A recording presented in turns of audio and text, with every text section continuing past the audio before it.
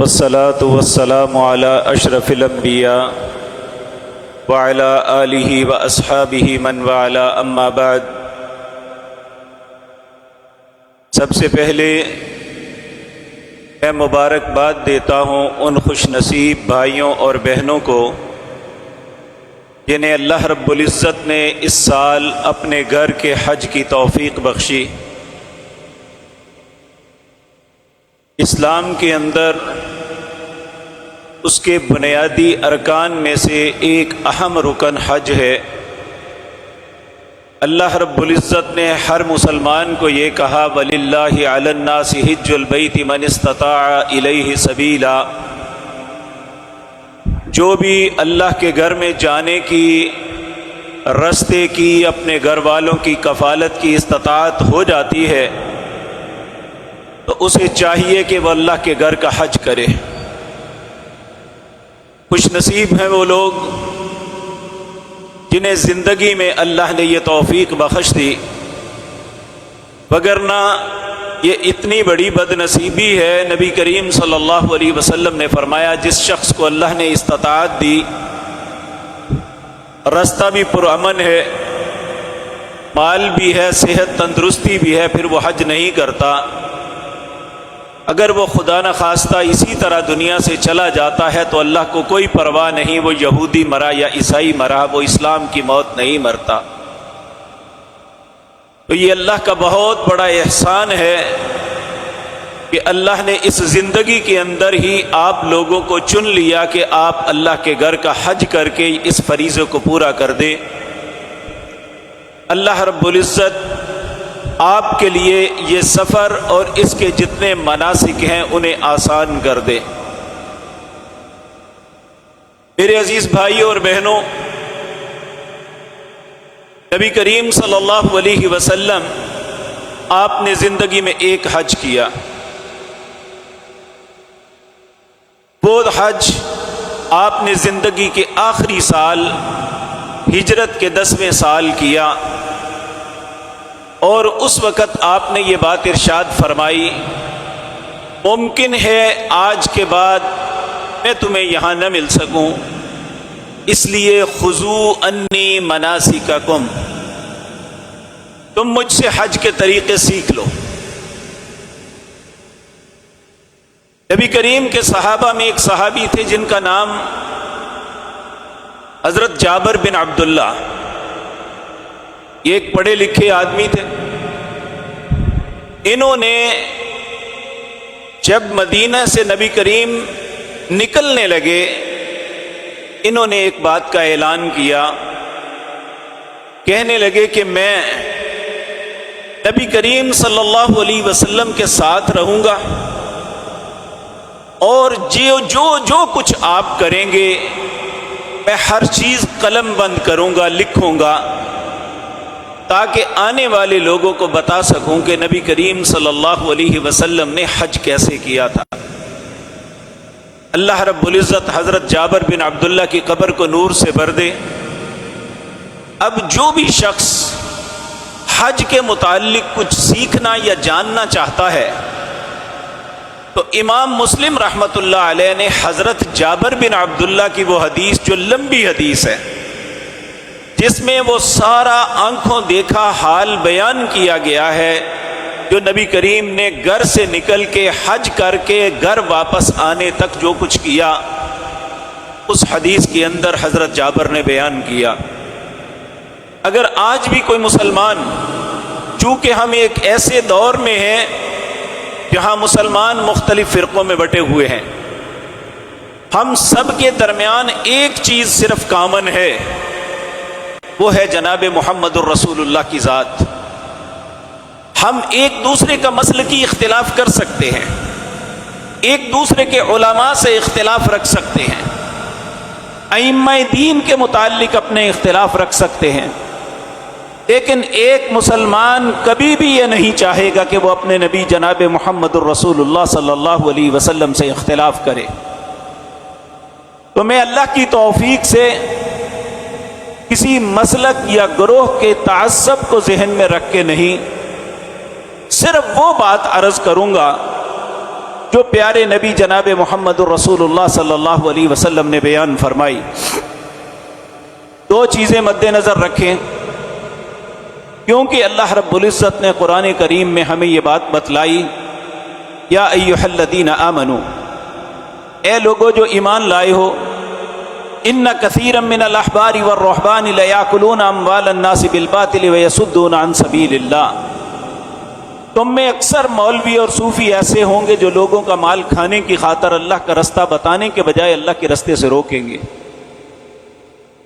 یہ بات، اور دوسری، اگر میں جو کچھ عرض کروں میں کہوں کہ اللہ نے یہ کہا حالانکہ اللہ نے نہیں کہا، تو اللہ قرآن میں کہتے ہیں وَمَنْ أَظْلَمُ مِمَّنِ افْتَرَىٰ عَلَى اللَّهِ كَذِبًا وَهُوَ يُدْعَىٰ إِلَى الْإِسْلَامِ، اس بندے سے بڑا ظالم کوئی نہیں ہے جو اللہ پہ جھوٹ باندھ رہا ہے، لوگ بیچارے سمجھتے ہیں اسلام کی بات کر رہا ہے۔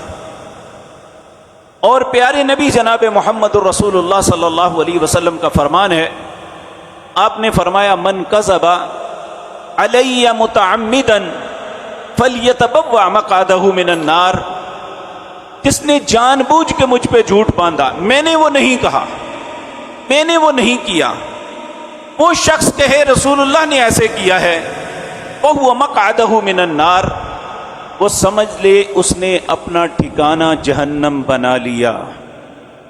اس لیے کسی مسلک کو مد نظر رکھ کے نہیں، کسی گروہ کی حمایت میں نہیں، میں صرف اور صرف وہ بات عرض کروں گا آپ کے سامنے جو ایک طالب علم کی حیثیت سے میں نے جناب محمد الرسول اللہ صلی اللہ علیہ وسلم کی سیرت مبارک سے پڑھی ہے۔ میرے عزیز بھائیوں اور بہنوں، حج جو ہے اس کے کرنے کے 3 طریقے ہیں۔ ایک ہے حج مفرد۔ بھائی جان اگر آپ بیٹھ جائیں نا، پچھلے ساتھی ڈسٹرب ہو رہے ہیں، بیٹھ کے آپ کام کر، جزاک اللہ۔ ایک ہے حج مفرد، یہ صرف حج ہوتا ہے، اس کے ساتھ عمرہ نہیں ہوتا۔ یہ صرف وہ لوگ کر سکتے ہیں جو مکہ اور مکہ کے ارد گرد ہیں۔ یہ حج کا سب سے آسان اور اجر کے اعتبار سے کم تر درجہ ہے۔ اہل مکہ عموماً حج مفرد کرتے ہیں، کیونکہ آپ نے وہ کرنا نہیں، اس لیے اس کے طریقے کے متعلق میں وضاحت نہیں کروں گا۔ دوسرے 2 طریقے جو ہیں، ایک ہے حج قران، ایک ہے حج تمتع۔ نبی کریم صلی اللہ علیہ وسلم جب مدینہ منورہ سے حج کی نیت سے نکلے تھے تو آپ نے احرام باندھتے وقت نیت کی تھی حج قران کی۔ جب آپ مکہ مکرمہ میں آئے، عمرہ کر لیا، تو پھر لوگوں میں اعلان کیا کہ مجھے جس بات کا اب اللہ نے علم دیا ہے، پہلے ہوتا تو میں حج تمتع کی نیت سے آتا۔ اب جس کے پاس قربانی نہیں ہے، وہ اپنے گھر سے قربانی لے کے نہیں آیا، تو وہ شخص اپنے نیت کو تبدیل کر لے، حج تمتع کی نیت کر لے۔ سب لوگوں نے نبی کریم کے حکم کے مطابق حج تمتع کی نیت کی، صرف 2 لوگ تھے جنہوں نے حج قران کیا، ایک نبی کریم صلی اللہ علیہ وسلم، ایک حضرت ابو طلحہ انصاری رضی اللہ تعالی عنہ، کیونکہ یہ قربانیاں اپنی ساتھ لے کے آئے تھے۔ حج قران کیا ہے کہ حج کے طریقوں میں سب سے مشکل طریقہ ہے کہ اس میں احرام باندھا جاتا ہے حج اور عمرے کی نیت سے اکٹھا، جا کے عمرہ کرنے کے بعد احرام نہیں کھولا جاتا، حتیٰ کہ حج کے ایام آ جاتے ہیں، حج کرنے کے بعد پھر احرام کو کھولا جاتا ہے۔ اس وقت علماء امت اس بات پہ متفق ہیں کہ حج کے 3 طریقوں میں سب سے بہتر اور افضل طریقہ جو ہے وہ حج تمتع ہے۔ اس لیے آپ ذہن میں رکھیں، تمتع کا مطلب ہے جو فائدے کا ہے۔ اس میں آسانی بھی ہے اور فائدہ بھی زیادہ ہے۔ تو آپ نے جو حج کرنا ہے انشاءاللہ وہ کون سا کرنا ہے؟ حج تمتع۔ اب میں حج تمتع کے متعلق آپ سے گزارشات کروں گی۔ اس کے 2 سٹیپ ہیں۔ یہ بات ذہن میں رکھیں کہ نبی کریم صلی اللہ علیہ وسلم کی تشریف آوری سے پہلے لوگ حج کے مہینوں میں عمرہ کرنا یہ ناجائز سمجھتے تھے۔ نبی کریم صلی اللہ علیہ وسلم نے فرمایا حج اور عمرہ اس طرح مل گیا جس طرح یہ انگلی ایک دوسرے سے مل گئی۔ اب اس حج تمتع کا حصہ ہے عمرہ۔ اب حج تمتع کس طرح کرنا ہے؟ اس کے 2 سٹیپ ہیں۔ پہلا سٹیپ وہ عمرہ ہے، اس کی تفصیل میں انشاءاللہ آپ کے سامنے عرض کروں گا۔ مختصراً آپ کے سامنے یہ عرض کر دوں، اس کا پہلا سٹیپ عمرہ کرنا۔ عمرہ جب کمپلیٹ کر لیں گے تو اس کے بعد احرام کو کھول کے حلال ہو جانا۔ اس کے بعد اپنے معمولات زندگی جیسے بھی بسر کر سکتے ہیں کریں۔ جب 8 ذی الحج کو دوبارہ حج کی نیت سے احرام باندھنا، پھر حج کے مناسک کو ادا کرنا، یہ حج تمتع کے اندر 2 سٹیپ ہیں۔ آپ نے ان دونوں کو انشاءاللہ پورا کرنا ہے۔ اس کا طریقہ کار کیا ہے؟ اب گھر سے نکلتے ہیں، نبی کریم کی سنت کیا ہے؟ انشاءاللہ آپ کو جو لٹریچر دیں گے وہ ایک پاکٹ سائز کتاب ہوگی۔ اس کے پہلے صفحے سے گھر سے نکلنے سے لے کر گھر واپس آنے تک ہر صفحے پہ آپ کو وہ دعا بھی ملے گی اور اس کی تصویر بھی۔ آپ کے لیے انشاءاللہ کوئی مشکل نہیں، اگر آپ دعاؤں کو زبانی نہیں یاد کر سکے تو آپ وہ چھوٹی پاکٹ سائز کتاب اپنی پاکٹ میں رکھیں، اسے نکالیں، اس میں دیکھیں کہ رسول اللہ صلی اللہ علیہ وسلم نے کیا کیا تھا۔ سب سے پہلے جب آپ گھر سے نکلیں، نبی کریم صلی اللہ علیہ وسلم نے فرمایا جب بھی کوئی مسلمان اپنے گھر سے کسی بھی سفر کے لیے نکلتا ہے تو اس کے گھر کے دروازے پہ ایک فرشتہ سفید جھنڈا لے کے کھڑا ہوتا ہے۔ سفید جھنڈا جو ہے یہ امن کی علامت ہے۔ جب یہ گھر سے نکلتے ہوئے یہ کہتا ہے بسم اللہ توکلت علی اللہ لا حول ولا قوت الا باللہ، میں اللہ کے نام سے شروع کر رہا ہوں، میرا بھروسہ اللہ پہ ہے، نیکی اور برائی کو گھیرنے والی قوت اللہ کے علاوہ کوئی نہیں ہے۔ تو وہ فرشتہ کہتا ہے بھائی خوش نصیب ہے تو نے اپنی حفاظت کا بندوبست کر لیا، اب جب تک تو اس سفر میں رہے گا میں تیری حفاظت کروں گا۔ وہ اللہ کی طرف سے اس انسان کے لیے باڈی گارڈ مقرر ہو جاتا ہے جو اپنے گھر سے نکلتے وقت یہ کہتا ہے بسم اللہ توکلت علی اللہ لا حول ولا قوت الا باللہ۔ پھر اللہ کے نبی صلی اللہ علیہ وسلم 4 چیزوں سے اللہ کی پناہ طلب کرتے ہیں۔ پہلی چیز اللہم انی اعوذ بک ان اذل او اذل، اے اللہ میں اس بات سے تیری پناہ چاہتا ہوں کہ میں گمراہ ہو جاؤں یا میں کسی کو گمراہ کروں، یہ وعد کے ساتھ۔ پھر او اذل او اذل ذا کے ساتھ، میں پھسل جاؤں یا میں کسی کو پھسلاؤں۔ او اظلم او اظلم، میں کسی پہ ظلم کروں یا کوئی مجھ پہ ظلم کرے۔ او اجہل او یجہل علیہ، میں کسی کے ساتھ جہالت سے پیش آؤں یا کوئی میرے ساتھ جہالت سے پیش آئے، اے اللہ ان 4 باتوں سے تیری پناہ چاہتا ہوں۔ تو اللہ رب العزت اس بندے کو ان 4 باتوں میں پناہ عطا فرما دیتے ہیں۔ پھر اس کے بعد سواری پہ سوار ہونا۔ نبی کریم صلی اللہ علیہ وسلم جب سواری پہ سوار ہوتے تو کہتے اللہ اکبر اللہ اکبر اللہ اکبر سبحان الذی سخر لنا ھذا وما كنا له مقرنین وإنا إلی ربنا لمنقلبون۔ پاک ہے وہ ذات پاک جس نے اس سواری کو میرے ہاتھ میں مسخر کیا. وَإِنَّا إِلَىٰ رَبِّنَا لَمُنْقَلِبُونَ. مگر نہ مجھ میں تو طاقت نہیں تھی میں اسے کنٹرول کر سکوں، اور لوٹ کے مجھے اللہ کے پاس ہی جانا ہے. کہ کیوں کہا؟ سورۃ یاسین میں اللہ فرماتے ہیں وَآیَةٌ لَّهُمْ أَنَّا حَمَلْنَا ذُرِّيَّتَهُمْ فِي الْفُلْكِ الْمَشْحُونِ وَخَلَقْنَا لَهُم مِّن مِّثْلِهِ مَا يَرْكَبُونَ. یہ سمندر پہ جو کشتیاں جہاز چلتے ہیں میری نشانیوں میں سے نشانی ہے کہ ابن آدم کو اٹھائے پھرتی ہے ایک جگہ سے دوسری جگہ تک. وَإِن نَّشَأْ نُغْرِقْهُمْ فَلَا صَرِيخَ لَهُمْ وَلَا هُمْ يُنْقَذُونَ. میں چاہوں تو رستے میں غرق کر دوں، گھر والوں پہ آواز بھی نہ پہنچے. إِلَّا رَحْمَةً مِنَّا وَمَتَاعًا إِلَىٰ حِينٍ. اگر کوئی انسان اپنے سفر سے سلامتی کے ساتھ واپس پلٹ آتا ہے تو یہ اللہ کی رحمت ہے. اس لیے یہ دعا پڑھ کے انسان اپنی سواری پہ سوار ہو.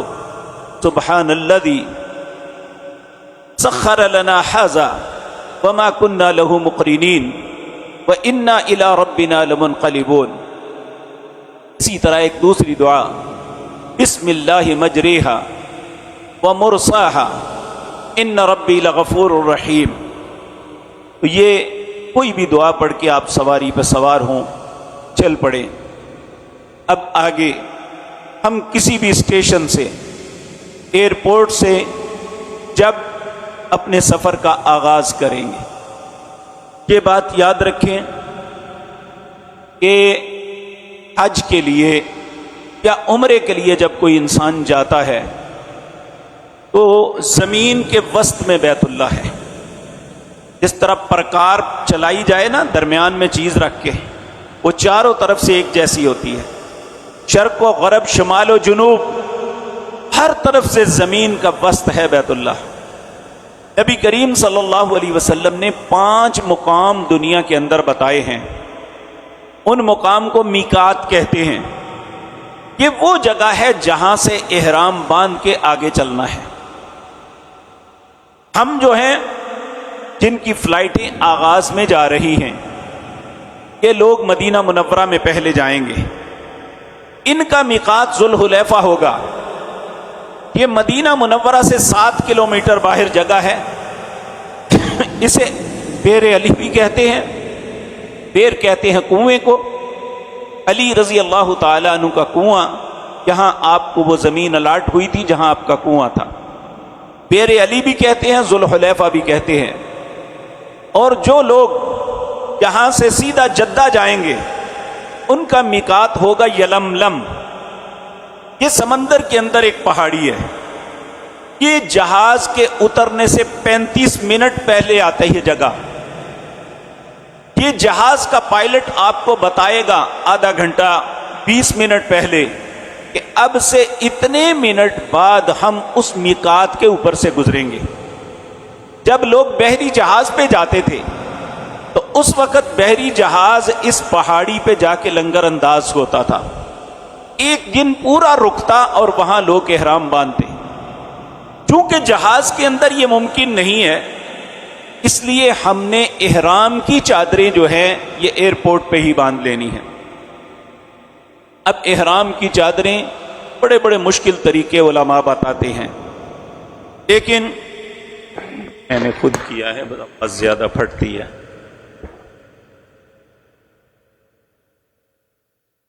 جس طرح ہم تہمد باندھتے ہیں اسی طرح مرد کے لیے 2 چادریں ہیں.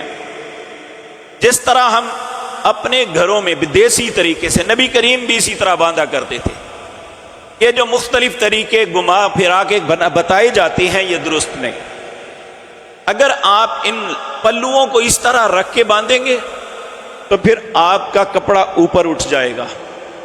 اگر آپ اسے تھوڑا سا اس طرح کر لیں گے تو یہ آپ کا کپڑا جو ہے یہ بالکل درست ہوگا.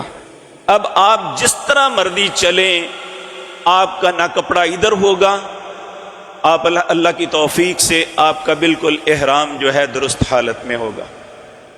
یہ تہمد اسی طرح باندھ لیں، کوئی اس میں بیلٹ باندھنے کی یا ناڑا باندھنے کی کوئی ضرورت نہیں، ازار باندھنے کی. یہی طریقہ ہم اپنے معاشرے کے اندر جب کوئی بھی شخص تہمت باندھتا ہے اسی طرح کرتا ہے۔ ایک بات ذہن میں رکھیں جی، ایک بات ذہن میں رکھیں کہ یہ جب احرام کا تہمت باندھے نا، اس وقت ہمارے ٹخنے ننگے ہونے چاہیے۔ عمومی طور پہ ہوتا ہے کہ ٹخنوں سے نیچے، اب یہ دیکھیں نا، یہ گھما کے سارا باندھا ہوا ہے، اس میں انسان چل نہیں سکتا، بھاگ نہیں سکتا، ڈسٹرب ہو جاتا ہے۔ اور یہ جو اسی وقت یہ اس طرح چادر کر لیتے ہیں، یہ درست نہیں ہے۔ یہ جس طرح یہ بکل باندھی ہوئی ہے، اس طرح بکل مار کے انسان اوپر چادر دوسری لے کے اس طرح بکل مار لے، یہ احرام کا صحیح طریقہ ہے۔ یاد رکھیں، مرد کے لیے ضروری ہے کہ اس کے ٹخنے ننگے رہنے چاہیے۔ نبی کریم صلی اللہ علیہ وسلم کا ارشاد ہے، قال ثلاثۃ لا یکلمہم اللہ یوم القیامۃ ولا ینظر الیہم ولا یزکیہم ولہم عذاب علیم۔ تین لوگ ایسے ہیں، قیامت کے دن اللہ ان کی طرف نظر رحمت سے نہیں دیکھے گا، سے کلام نہیں کرے گا، انہیں پاک نہیں کرے گا، بلکہ دردناک عذاب میں مبتلا کرے گا۔ حضرت ابو ذر جو اس حدیث کے راوی ہیں کہتے ہیں، خابوا وخسروا من هم یا رسول اللہ صلی اللہ علیہ وسلم۔ وہ تین بد نصیب کون ہیں جن کے متعلق آپ نے یہ ارشاد فرمایا؟ آپ نے پہلا فرمایا المسبل الازار، جس بندے کا ازار بند یعنی تہمت ٹخنوں سے نیچے رہتا ہے۔ اس لیے چونکہ آپ احرام کی حالت میں ہیں، حج کے عظیم فریضے کو ادا کرنے کے لیے جا رہے ہیں، ہمیں کوئی ایسا کام نہیں کرنا چاہیے جو فسق گناہ کے زمرے میں آتا ہو، کیونکہ حج کے لیے تین شرطیں لگائی ہیں، ولا رفث ولا فسوق ولا جدال۔ سیکس کے متعلق کوئی بات سوچنی بھی نہیں۔ جہاں اللہ نے حلال کیا ہے، یعنی خامد کے لیے بیوی، بیوی کے لیے خامد حلال ہے، وہاں بھی سیکس کی بات نہیں سوچنی حالت احرام میں۔ دوسرا ولا فسوق، گناہ کا کوئی بھی چھوٹا یا بڑا کام ہے نہیں کرنا۔ ولا جدال، مختلف ذہن کے لوگ اکٹھے ہوتے ہیں، کہا کسی کے ساتھ جھگڑنا نہیں۔ جو بندہ ان تین باتوں سے بچ گیا اس کا حج مقبول ہو گیا۔ اس لیے ان تین چیزوں سے بچنا ہے۔ تو یہ احرام کی صورت ہے۔ اسی طرح میری عزیز بہنوں بیٹیوں، خواتین کے لیے ان کا اپنا لباس ہی احرام ہے، لیکن یاد رکھیں ہمارا لباس عمومی طور پہ جو شلوار قمیض ہے وہ ہمارے جسم کو کی ساخت صحیح نہیں ڈھانپتا۔ عموماً عرب لوگ ہماری خواتین کے اس رویے پہ ناراض ہوتے ہیں یا نفرت کا اظہار کرتے ہیں۔ اس لیے خواتین کو چاہیے کہ وہ اوپر عبایا پہنے، اس طرح یہ عبایا ہے، اس طرح عبایا پہنے تاکہ ان کا جسم ڈھانپا جا سکے۔ مردوں کے لیے ٹخنے ننگے کرنے ضروری ہے، خواتین کے لیے ٹخنوں کو ڈھانپنا ضروری ہے۔ مرد جراب نہیں پہن سکتا، خواتین احرام کی حالت میں جراب پہن سکتی ہیں، اور مرد ایسی جوتی پہنے گا جہاں ہمارے علماء یہ بہت سختی اور زیادتی کرتے ہیں کہ ساری عمر چپلی نہ پہنی ہو، یہ چپلی پہنا کے بھیجتے ہیں اور پاؤں زخمی ہو جاتے ہیں۔ جو آسانی سے آپ جوتا پہن سکتے ہیں پہن سکتے ہیں۔ کہیں کسی حدیث میں میں نہیں پڑھا کہ یہ بند خالی ہونا چاہیے، ایسی کوئی بات نہیں۔ آپ بے شک دنیا بھر کے حجاج کو دیکھیں، انہوں نے ایسے جوتے پہنے ہوتے ہیں جو پگ کے اوپر بالکل کور ہوتے ہیں۔ ہاں ایک بات ہے، نبی کریم نے ایسا جوتا پہننے سے منع فرمایا اس سے ٹخنے ڈھانپے جاتے ہیں۔ ایک شخص نے یہ بات کہی تھی، یا رسول اللہ صلی اللہ علیہ وسلم میرے پاس جوتے نہیں ہیں، موزے ہیں، اور موزے آپ نے فرمایا یہاں سے کاٹ لو، یہاں سے کاٹ لو۔ اور آپ دیکھیں مختلف کمپنیوں نے سینڈلز بنائی ہیں جس کے اوپر چھوٹی چھوٹی پٹیاں ہوتی ہیں، آپ وہ سینڈل لے سکتے ہیں، بڑی سافٹ ہوتی ہیں، سینڈل پہن سکتے ہیں، حتیٰ کہ پلیٹ بھی پہن سکتے ہیں جو آپ کے پاؤں کو، کیونکہ جن لوگوں کو خدا نخواستہ شوگر ہے یا بڑھاپے یا ان کے پاؤں جو ہیں وہ نرم ہیں، ننگے فرش پہ چلنے کے عادی نہیں ہیں، پاؤں میں چھالے بن جاتے ہیں، اس لیے وہ فلیٹ پہن کے طواف کر سکتے ہیں، اس میں کوئی حرج والی بات نہیں۔ سینڈل پہن کے طواف کر سکتے ہیں، اس میں کوئی حرج والی بات نہیں کہ احرام کی حالت میں، بعد میں تو آپ جیسے مرضی کر لیں، اس میں کوئی حرج والی بات نہیں۔ تو میری بہنوں، پہلی بات یہ کہ آپ اپنے لباس کے اوپر عبایا پہنیں۔ دوسری بات، آپ نے اوپر جو سکارف لینا ہے، آپ کے بال سارے ڈھکے ہونے چاہیے، اور آپ کے سر کا گھونگھٹ اتنا آگے ہونا چاہیے کہ وہ نقاب بھی نہ بنے لیکن آپ کا چہرہ پہچانا نہ جا سکے۔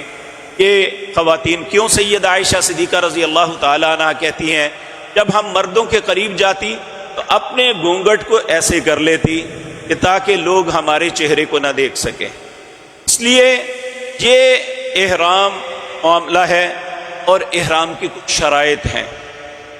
سب سے پہلی بات، احرام پہننے سے پہلے نبی کریم نے اپنی بغلوں میں خوشبو لگائی۔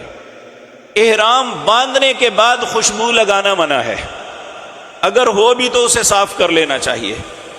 مردوں کے لیے بھی اور عورتوں کے لیے بھی خوشبودار چیز نہیں پہننی، اپنے بالوں کو نہیں کاٹنا۔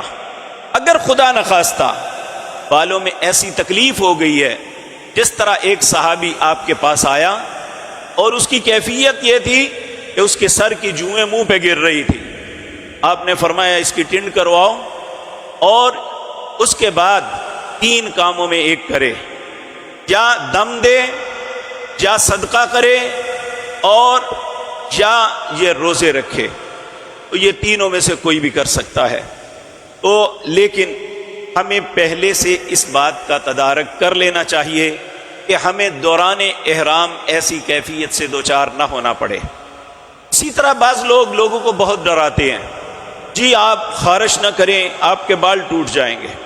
سیدہ عائشہ صدیقہ رضی اللہ تعالی عنہا، آپ سے پوچھا گیا کہ اماں جان اگر خارش ہو تو کیا احرام کی حالت میں خارش کر لینی چاہیے؟ تو آپ نے فرمایا اگر تیرے ہاتھ پیچھے باندھ دیے جائیں، پاؤں کے ساتھ تمہیں کرنی پڑے تو کر لینا، یعنی خارش کرنا جو فطرت ہے اس سے منع نہیں کیا گیا، اور اس سے اگر خدا نخواستہ نہ دانستہ کوئی بال ٹوٹ جاتا ہے تو اس پہ کوئی دم نہیں ہے۔ اسی طرح اگر خدا نخواستہ مرد کو غسل واجب ہو جاتا ہے، غسل کی ضرورت پڑ جاتی ہے، تو وہ غسل کر سکتا ہے۔ بعض لوگ سمجھتے ہیں کہ شاید یا خدا نخواستہ احرام کی چادر ان پہ چھینٹے پڑ گئے، چادریں تبدیل بھی کر سکتا ہے، خواتین بھی اپنا لباس تبدیل کر سکتی ہیں۔ نبی کریم صلی اللہ علیہ وسلم جب آپ عمرے کے لیے یا حج کے لیے تشریف لاتے، بیت اللہ سے 20 کلومیٹر دور ایک جگہ ہے جس کا نام حدیبیہ ہے، وہاں آپ تشریف لاتے اور حدیبیہ کے کنویں پہ آپ غسل کر کے پھر آپ جا کے عمرے کا یا حج کا طواف کرتے۔ اگر کوئی انسان فریش ہونے کے لیے غسل کرتا ہے اس میں کوئی حرج والی بات نہیں۔ سیدنا عمر رضی اللہ تعالیٰ عنہ کے متعلق آتا ہے جب وہ تشریف لائے حالت احرام کے اندر سمندر میں آپ نے نہایا، سمندر کے کنارے کے رستے کو لیا اور وہاں آپ نے غسل کیا۔ حضرت عبید اللہ بن عمر اور حضرت عمر ایک دوسرے کو پکڑ کے غوطے لگوا رہے تھے۔ تو یہ ایسے انسان کے لیے کوئی پابندی والی بات نہیں۔ بعض لوگوں نے ان باتوں کو بہت مشکل بنا دیا، حالانکہ مشکل نہیں ہے۔ اللہ رب العزت نے جو آسانیاں ہمیں دی ہیں، ہمیں اس معاملے میں اپنے آپ پہ سختی نہیں کرنی چاہیے۔ تو اب جب آپ نے لاہور میں، سیالکوٹ میں یا جس اسٹیشن سے آپ نے تشریف لے جانی ہے، آپ وہاں صرف لباس تبدیل کرنا ہے۔ احرام کی شرائط ابھی آپ پہ نہیں لاگو ہوئی۔ یہ ان لوگوں کے لیے ہے کہ انہوں نے یہاں احرام باندھنا ہے جو سیدھا جدے جا رہے ہیں۔ جو مدینہ منورہ جا رہے ہیں انہوں نے احرام نہیں باندھ رہا، وہ انشاءاللہ مدینہ منورہ میں اپنا وقت گزارنے کے بعد پھر وہ انہیں میقات کی جگہ پہ لے کے جائیں گے، وہاں جا کے آپ نے احرام باندھنا ہے۔ اگر پہلے ہی آپ لباس تبدیل کر لیتے ہیں تو کوئی حرج نہیں، اپنے ہوٹل میں نہا کے جاتے ہیں تو کوئی حرج نہیں، وگرنہ اس مسجد ذوالحلیفہ کے اندر ہزاروں واش روم ہیں، آپ وہاں جا کے بھی غسل کر کے آرام سے، بے شک جتنا مرضی رش ہو، آپ کو بڑی آسانی سے واش روم بھی مل جائے گا، نہانے کی جگہ بھی مل جائے گی، اور احرام بھی باندھ لیں گے۔ عمومی طور پہ ہمارے ہاں معروف ہے احرام کے 2 نفل، رسول اللہ صلی اللہ علیہ وسلم سے ایسا کوئی حکم ثابت نہیں ہے۔ نبی کریم صلی اللہ علیہ وسلم نے ظہر کی نماز پڑھی، اس کے بعد احرام باندھا۔ اگر فرض نماز ہے تو آپ فرض نماز کی ادائیگی کے بعد احرام باندھیں گے، یہ بہت اچھی بات ہے۔ تو اگر اس وقت نماز کا وقت نہیں ہے تو آپ احرام کی چادریں باندھ لیں، پھر اس وقت جب میقات آئے گا، جہاز کا کیپٹن آپ کو بتائے گا اب سے اتنے منٹ بعد ہم میقات سے گزریں گے، جب آپ نے میقات پہ پہنچنا ہے، آپ ذرا میقات لے کے آئیں بھائی جان۔ یہ دیکھیں جی، یہ ہے ذوالحلیفہ، یہ مدینے کا ہے۔ یہ جوفا، یہ مدینہ منورہ سے، مکہ مکرمہ سے مدینہ جائیں تو بائیں طرف سمندر کے کنارے شہر ہے جوفا، ایک یہاں پہ ہے۔ یہ قرن المنازل، یہ طائف میں ہے۔ یہ یلملم، یہ ہمارا میقات ہوگا جب ہم لاہور یا سیالکوٹ سے جائیں گے۔ یہ ذات عرق، یہ مصر اور شام کے لوگوں کا میقات ہے۔ ہمارے لیے یہ 2 ہیں، یا یلملم اگر جدہ جائیں گے، یا ذوالحلیفہ اگر ہم پائے کی فلائٹ سے جاتے ہیں تو مثال کے طور پہ مسقط یا امارات کی فلائٹ سے جاتے ہیں تو پھر اس وقت ہمارا میقات قرن المنازل ہوگا۔ یہ جہاز کا عملہ آپ کو انشاءاللہ بتائے گا۔ تو اگر جس وقت یہ جانا ہے تو ہم نے کون سا حج کرنا ہے؟ حج تمتع۔ حج تمتع کا پہلا جز وہ عمرہ ہے۔ جب ہم نے میقات کے اوپر جانا ہے تو نیت کے لفظ کیا ہے؟ اللہم لبیک عمرتن، اے اللہ میں عمرے کے لیے حاضر ہوں۔ یہاں ابھی حج کا تذکرہ نہیں ہے، یہ عمرہ پہلا سٹیپ ہے۔ اللہم لبیک عمرتن، اور پھر آپ نے تلبیہ پکارنا ہے، لبیک اللہم لبیک لبیک لا شریک لک لبیک ان الحمد والنعمت لک والملک لا شریک لک لبیک اللہم لبیک۔ اس کا معنی یہ بنتا ہے لبیک، اے اللہ میں حاضر ہوں، لا شریک لک لبیک، اے اللہ تیرا، میں صرف تیری ذات کے لیے حاضر ہوں۔ ان الحمد، تمام تعریف کو لائق اللہ تیری ذات ہے، والنعمت، جتنی نعمتیں ہیں تیری طرف سے ہیں، لک والملک، ساری بادشاہت تیری ہے، لا شریک لک، اس ساری بادشاہت میں تیرا کوئی شریک نہیں، لبیک اللہم لبیک، اے اللہ میں حاضر ہوں۔ خواتین آواز کو اتنا پست رکھیں کہ یہ ان تک رہے، ان کی آواز دوسرے لوگوں تک نہیں پہنچنی چاہیے۔ مردوں کے لیے ضروری ہے کہ ان کی آواز بلند ہو۔ نبی کریم صلی اللہ علیہ وسلم نے فرمایا، جب کوئی حاجی یا عمرہ کرنے والا عمرہ کرنے کے لیے میقات سے آگے جاتا ہے، اس کے دائیں طرف اور بائیں طرف ہر مٹی کا ذرہ، ہر پتھر کی کنکری، ہر درخت کی پتی اور اس کی ٹہنی، ہر پہاڑ کا ذرہ اس کے ساتھ تلبیہ پکارتا ہے۔ جب وہ کہتا ہے لبیک اللہم لبیک، یہاں تک کہ آپ نے تلبیہ کو پکارتے ہوئے جانا ہے۔ اور کب تک کرنا ہے؟ پھر آپ جدہ ایئرپورٹ پہ اتریں گے، وہاں آپ کی امیگریشن ہوگی۔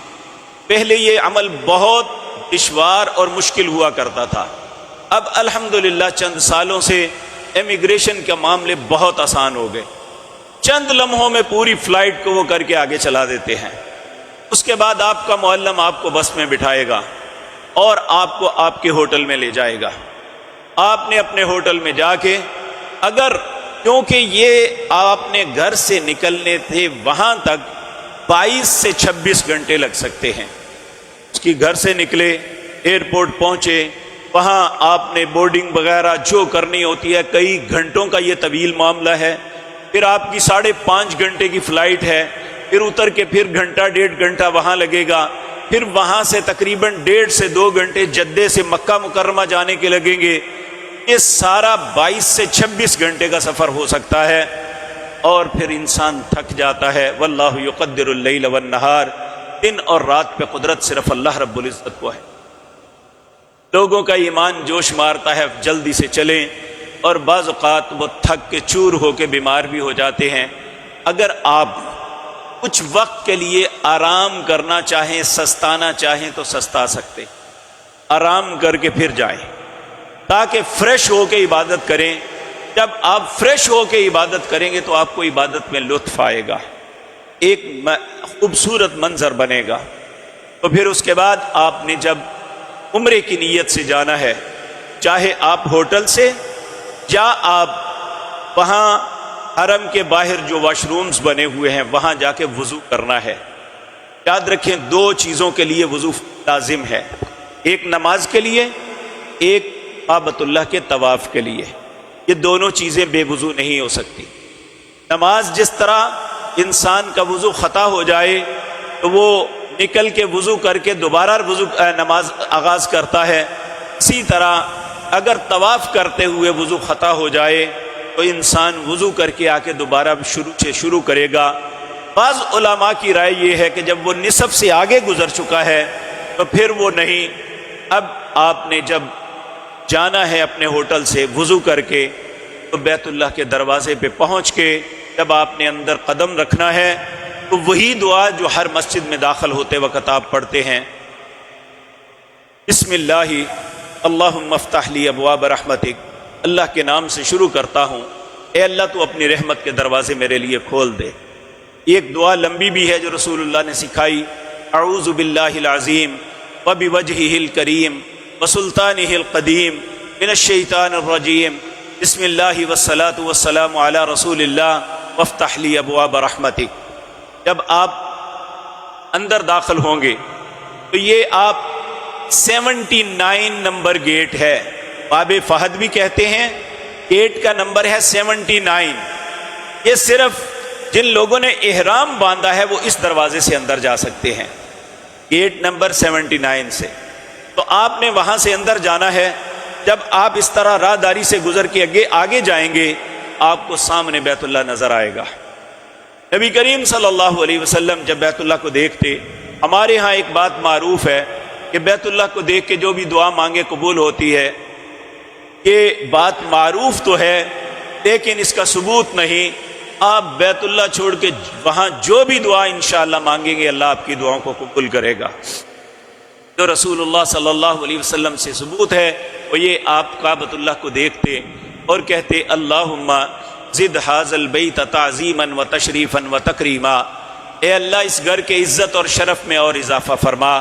یہ بیت اللہ کے لیے دعا ہے، اپنے لیے نہیں ہے، کہ اللہ اس گھر کی کرامت، عزت اور شرف میں اور اضافہ فرما۔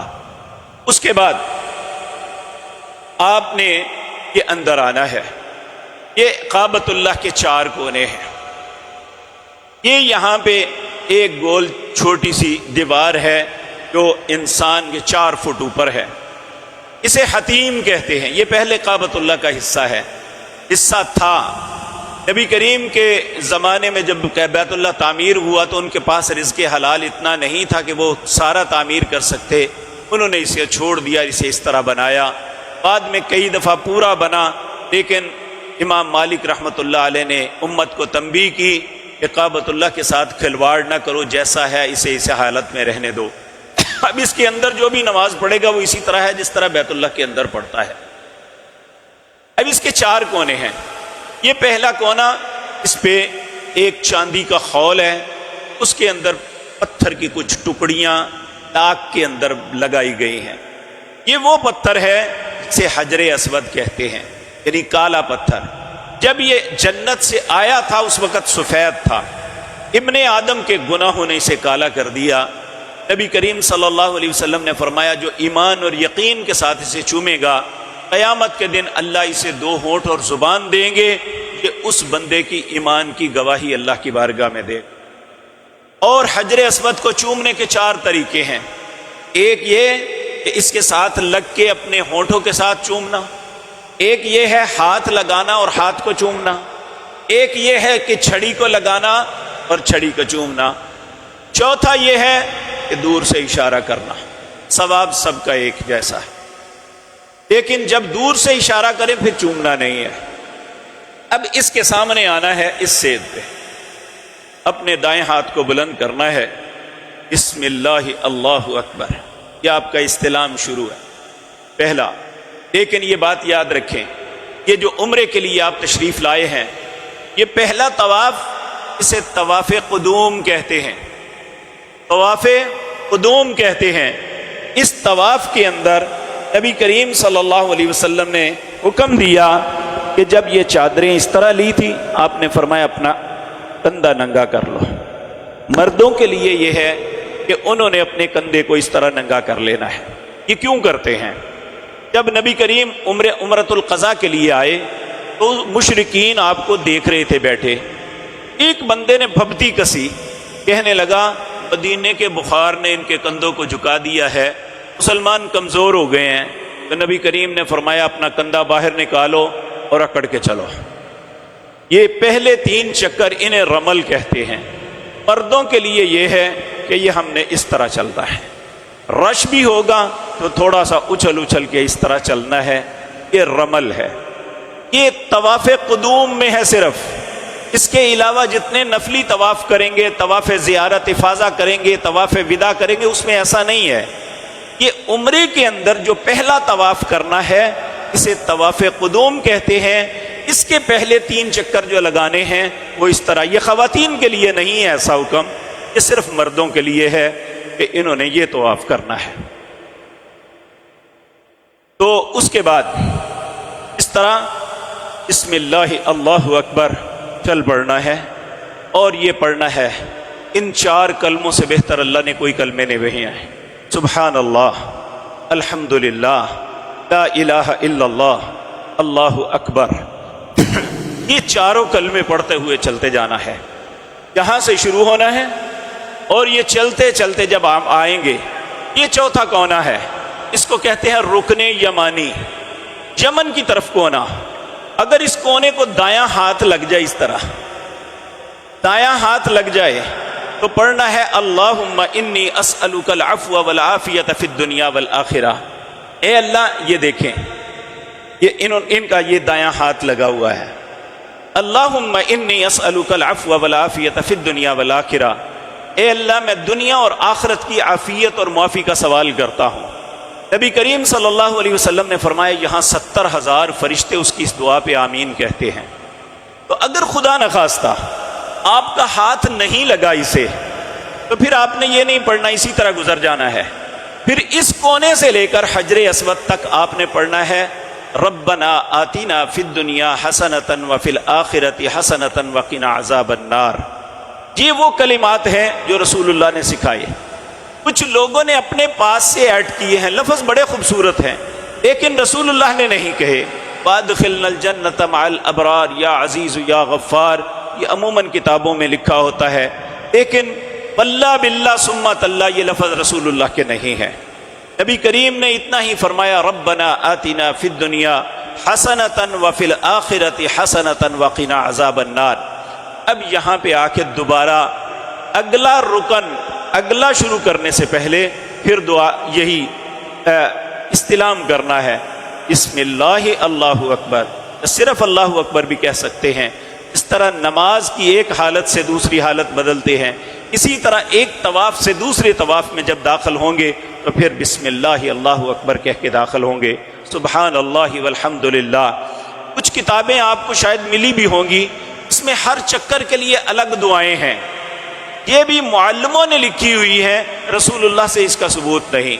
ہاں، اگر آپ کوئی بھی دعا مانگیں، کہ آپ کا حق ہے کہ اللہ کے گھر کا طواف کر رہے ہیں، کوئی بھی دعا مانگ سکتے ہیں، متعین صرف یہاں سے یہاں تک ہے ربنا آتنا فی الدنیا حسنۃ وفی الآخرۃ حسنۃ وقنا عذاب النار۔ اب دوسرا چکر مکمل ہوا۔ یہ ہم آپ کو جو دیں گے اس میں ایک 7 دانوں کی تسبیح ہے، اس میں ایک رنگ ہے، وہ آپ نے اپنی کسی انگلی میں ڈال دینا ہے، اور ایک ایک دانہ ہر چکر کے بعد، کیونکہ بھول جاتا ہے انسان، آپ نے وہ الگ الگ کرنا ہے۔ انشاءاللہ اس سے آپ کو غلطی نہیں لگے گی۔ آپ یہ بھی کر سکتے ہیں، ایک چکر انگلی پہ رکھ کے چکر لگایا، جب یہ مکمل ہوا تو اس پہ رکھ لیا، جب یہ مکمل ہوا تو اس پہ رکھ لیا، جب یہ مکمل ہوا تو اس پہ رکھ لیا، اس طرح بھی آپ 7 چکر لگا سکتے ہیں۔ اب یہ 3 چکر جو آپ نے رمل لگائے اس طرح، اس کے بعد استباع نارمل، اس طرح انسان چلتا ہے چلے، اور نارمل چلتے ہوئے پھر یہاں سے بسم اللہ اللہ اکبر کہہ کے 4 چکر نال ملی، اور یہ 7 چکروں کے اندر آپ کا کندھا ننگا ہی رہنا چاہیے۔ بعض لوگ 3 چکروں کے بعد ڈھانپ لیتے ہیں، نہیں، نبی کریم صلی اللہ علیہ وسلم سے جو آتا ہے 7 چکروں کے اندر آپ کا کندھا ننگا ہی تھا۔ جب 7 چکر مکمل ہو جائیں تو اس کے بعد مقام ابراہیم لائیں، بھائی جان مقام ابراہیم لائیں۔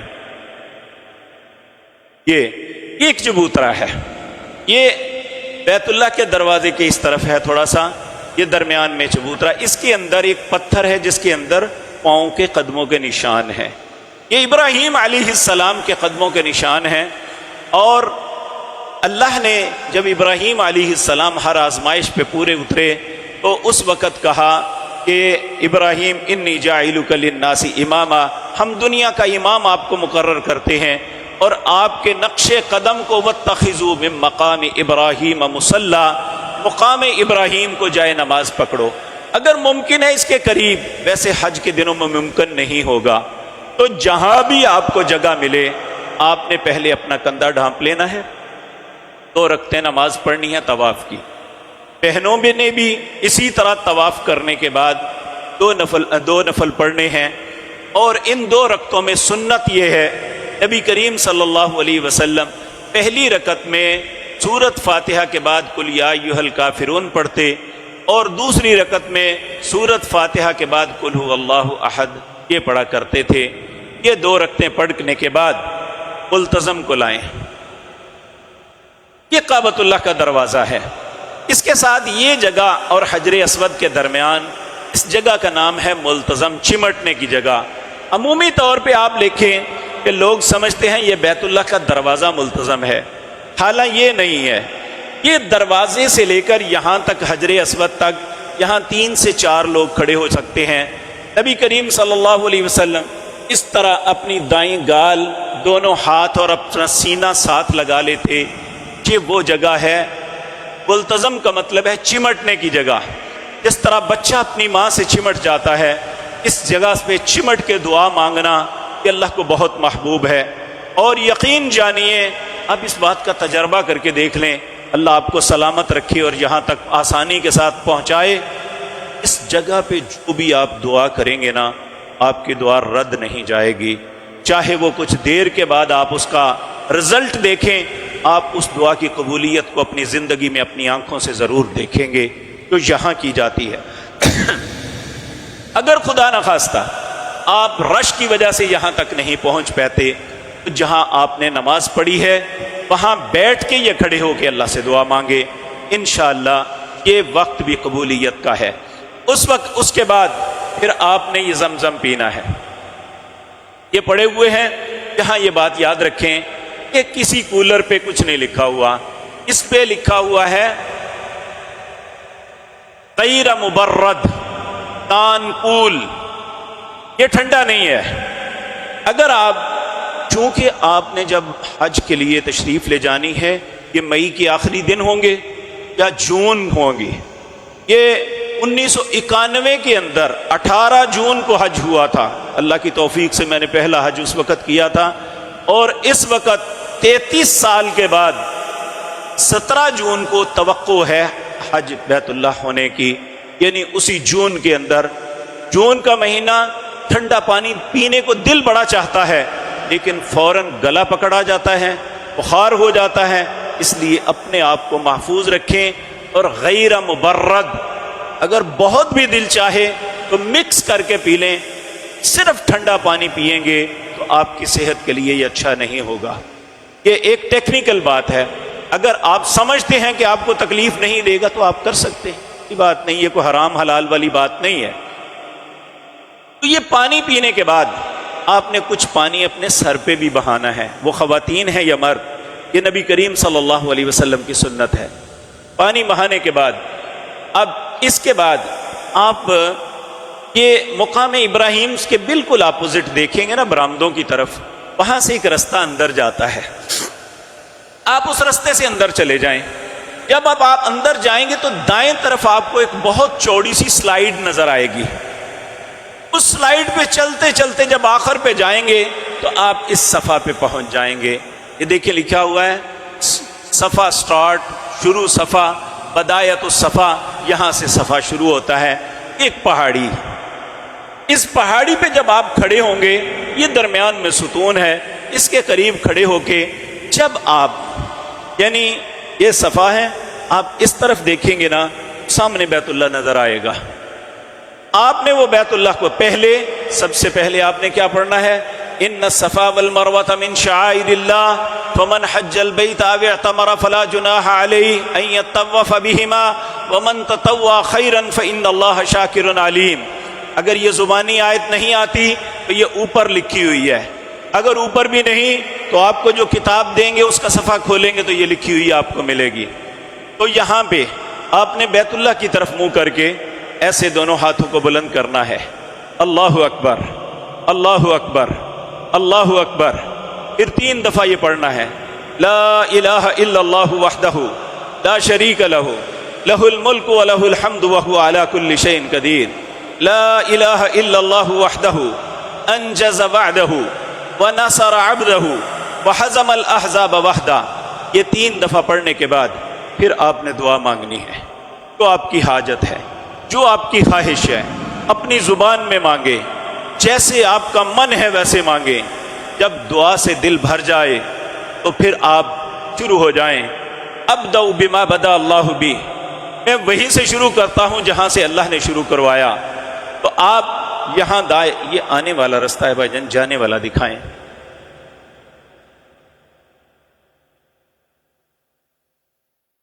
وہی دکھا دیں بس، ٹھیک ہے۔ یہاں جب شروع کریں کہنا ہے ابدأ بما بدا اللہ بی، میں وہیں سے شروع کر رہا ہوں جہاں اللہ نے شروع کروایا۔ یہ دائیں طرف جو رستہ ہے اس پہ چل پڑنا ہے۔ اب تھوڑا سا چلیں گے نا، اس برآمدہ اس طرح ہے تو یہ لٹکتی ہوئی چھت ہے، اس پہ سبز رنگ کی لائٹیں ہیں۔ جب آپ یہاں پہ اس کے نیچے پہنچیں گے تو آپ نے بھاگنا شروع کر دینا ہے، جب تک یہ ختم نہیں ہوتی، یہاں آ کے ختم ہوگی، وہاں تک آپ نے بھاگتے ہوئے جانا ہے، مردوں نے، عورتوں نے نہیں، وہاں سے بھاگتے ہوئے۔ آپ کو میں نے پہلے عرض کیا طواف بیت اللہ پہ وضو شرط ہے، یہاں وضو شرط نہیں ہے۔ اگر وضو خطا ہو گیا ہے تو آپ اپنا کام جاری رکھیں، آپ کو جانے کی، وضو کرنے کی ضرورت نہیں ہے۔ آپ نے یہاں پڑھنا کیا ہے؟ رب اغفر وارحم انت الاعز الاکرم، اے اللہ مجھے معاف کر دے، مجھ پہ رحم کر دے، سب سے زیادہ عزت اور کرامت والا ہے یہ۔ اور اس کے علاوہ جو دعائیں بھی آپ مانگ سکتے ہیں، جو تسبیحات اللہ کی تعریف و توصیف کر سکتے ہیں کریں۔ اور یہاں پھر آپ نارمل چال ہو جائیں، چلتے چلتے آپ مروہ پہ پہنچ جائیں گے۔ مروہ لائیں گے، یہ مروہ ہے۔ یہاں پہ آپ کو بیت اللہ نظر نہیں آئے گا، چاروں طرف دیواریں ہیں۔ وہاں جس طرح یہ مسجد میں لائنیں لگی ہوتی ہیں نا نماز کے لیے، اس طرح آپ کو وہ لائنیں لگی نظر آئیں گی، اس پہ کھڑے ہو کے آپ بیت اللہ کے رخ کی طرف اپنا چہرہ کر لیں۔ یہاں بھی آپ نے وہی پڑھنا ہے، اللہ اکبر، اللہ اکبر، اللہ اکبر، لا الہ الا اللہ وحدہ لا شریک لہ لہ الملک ولہ الحمد وہو علی کل شیء قدیر، لا الہ الا اللہ وحدہ انجز وعدہ ونصر عبدہ وحزم الاحزاب وحدہ۔ آپ نے دعا مانگنی، دعا مانگنے کے بعد پھر آپ نے وہاں سے دوسرے رستے سے واپس چل پڑنا ہے۔ جب آپ صفا سے مروہ پہ جائیں گے تو یہ آپ کا ایک چکر مکمل ہو گیا، یہ نہیں کہ واپس آئیں گے تو چکر مکمل ہوگا، صفا سے مروہ پہ پہنچیں گے تو یہ آپ کا چکر مکمل ہو گیا۔ اب مروہ سے واپس صفا کا سفر ہے، جہاں بھی درمیان میں وہ سبز لائٹیں آئیں گی، جہاں سبز لائٹیں آئیں گی وہاں آپ نے بھاگنا ہے، جہاں لائٹیں نہیں ہوں گی وہاں نارملی چلنا ہے۔ اور پھر صفا پہ پہنچ کے پھر آپ نے بیت اللہ کی طرف منہ کر کے اپنے ہاتھوں کو اس طرح کندھوں تک بلند کرنا ہے، اللہ اکبر، اللہ اکبر، اللہ اکبر۔ لا الہ الا اللہ وحدہ لا شریک لہ لہ الملک ولہ الحمد وہو علی کل شیء قدیر لا الہ الا اللہ وحدہ انجز وعدہ ونصر عبدہ وحزم الاحزاب وحدہ۔ پھر آپ نے دعا کرنی ہے۔ کئی لوگ سوچتے ہیں لو جی اتنی دعائیں کرنے کی کیا ضرورت، محترم وہاں دعا کے علاوہ ہم جاتے ہی کس لیے؟ ہمیں ہر موقع پر دعا کا جو بھی وقت ملے تھوڑی یا زیادہ دعا ضرور کریں، نہ زیادہ لمبی دعائیں کریں۔ آپ ہر چکر میں کسی ایک حاجت کو سامنے رکھ لیں، کبھی اپنے والدین کو رکھ لیں، کبھی اپنی اولاد کو رکھ لیں، کبھی اپنی ذات کو رکھ لیں، کبھی اپنے لیے جنت کا سوال رکھ لیں، کبھی جہنم سے آزادی کا رکھ لیں، کوئی ایک دعا پڑھ کے آگے بڑھ جائیں، کوئی بات نہیں۔ وہاں دل بعض اوقات کرتا ہے کہ فٹافٹ ختم کر لوں، لیکن جہاں تک ممکن ہے آپ اطمینان کے ساتھ سارے معاملات کریں۔ اسی طرح پھر آپ مروہ پہ پہنچیں گے، آپ نے یہی کچھ کرنا ہے۔ مروہ پہ پھر صفا، صفا سے پھر مروہ، مروہ سے پھر صفا، صفا سے مروہ، یہ 7 چکر آپ کے ہو جائیں گے کہ آپ کا حج کا پہلا سٹیپ مکمل ہو گیا، جو حج تمتع کا پہلا حصہ تھا، عمرہ کرنا۔ اب پھر آپ نے 2 کاموں میں ایک کرنا ہے، یا تو اپنے بالوں کو، سارے بالوں کو کٹوانا ہے، قصر کرنی ہے۔ یہ جو تھوڑے تھوڑے لوگ بال کاٹ لیتے ہیں نا، یہ درست نہیں ہے۔ اپنے سارے بالوں کو تھوڑا تھوڑا کٹوائیں، جس طرح عموماً آپ اپنی کٹنگ کرواتے ہیں تو سارے بالوں کو تھوڑا تھوڑا کٹ لگواتے ہیں، بال تھوڑے سے چھوٹے ہو جاتے ہیں، یہ بھی کر سکتے ہیں۔ مشین بھی پھروا سکتے ہیں یا ٹینڈ کروا سکتے ہیں۔ اگر آپ کے پاس 15-20 دن ہیں حج کے تو پھر ٹینڈ کروا لیں۔ نبی کریم صلی اللہ علیہ وسلم نے حلق کروانے والوں کے لیے 3 دفعہ رحم کی دعا مانگی، اور خواتین کے لیے یہ ہے کہ انہوں نے اپنے بالوں کے نیچے سے 1 پپورے کے برابر بالوں کو کاٹنا ہے۔ یہ خود بھی کاٹ سکتی ہیں اور ان کا کوئی محرم رشتہ دار بھی کاٹ سکتا ہے۔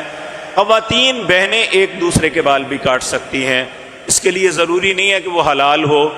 یہ جب آپ نے عمرہ مکمل کر لیا تو پھر یہ بعض لوگ ایک غلطی کرتے ہیں، صفا مروہ کی سعی مکمل کرنے کے بعد مروہ پہ 2 نفل پڑھتے ہیں، یہ شکرانے کے نفل ہیں، یہ نفل رسول اللہ نے نہیں پڑھے۔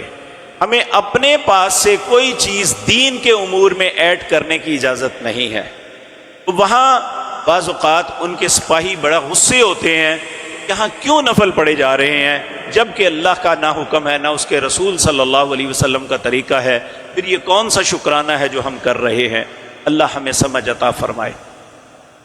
یہ آپ کا عمرہ مکمل ہو گیا، تو اس کے بعد پھر آپ نے، اگر خود آپ پہلے مدینہ منورہ گئے ہیں تو اس میں صرف فرق یہ ہوگا کہ یہاں آپ نے احرام اپنے لاہور یا سیالکوٹ ایئرپورٹ سے باندھا تھا، لیکن جب آپ مدینے میں جائیں گے تو آپ ذوالحلیفہ سے احرام باندھ کے آئیں گے، تو اسی طرح آپ نے عمرہ کرنا ہے۔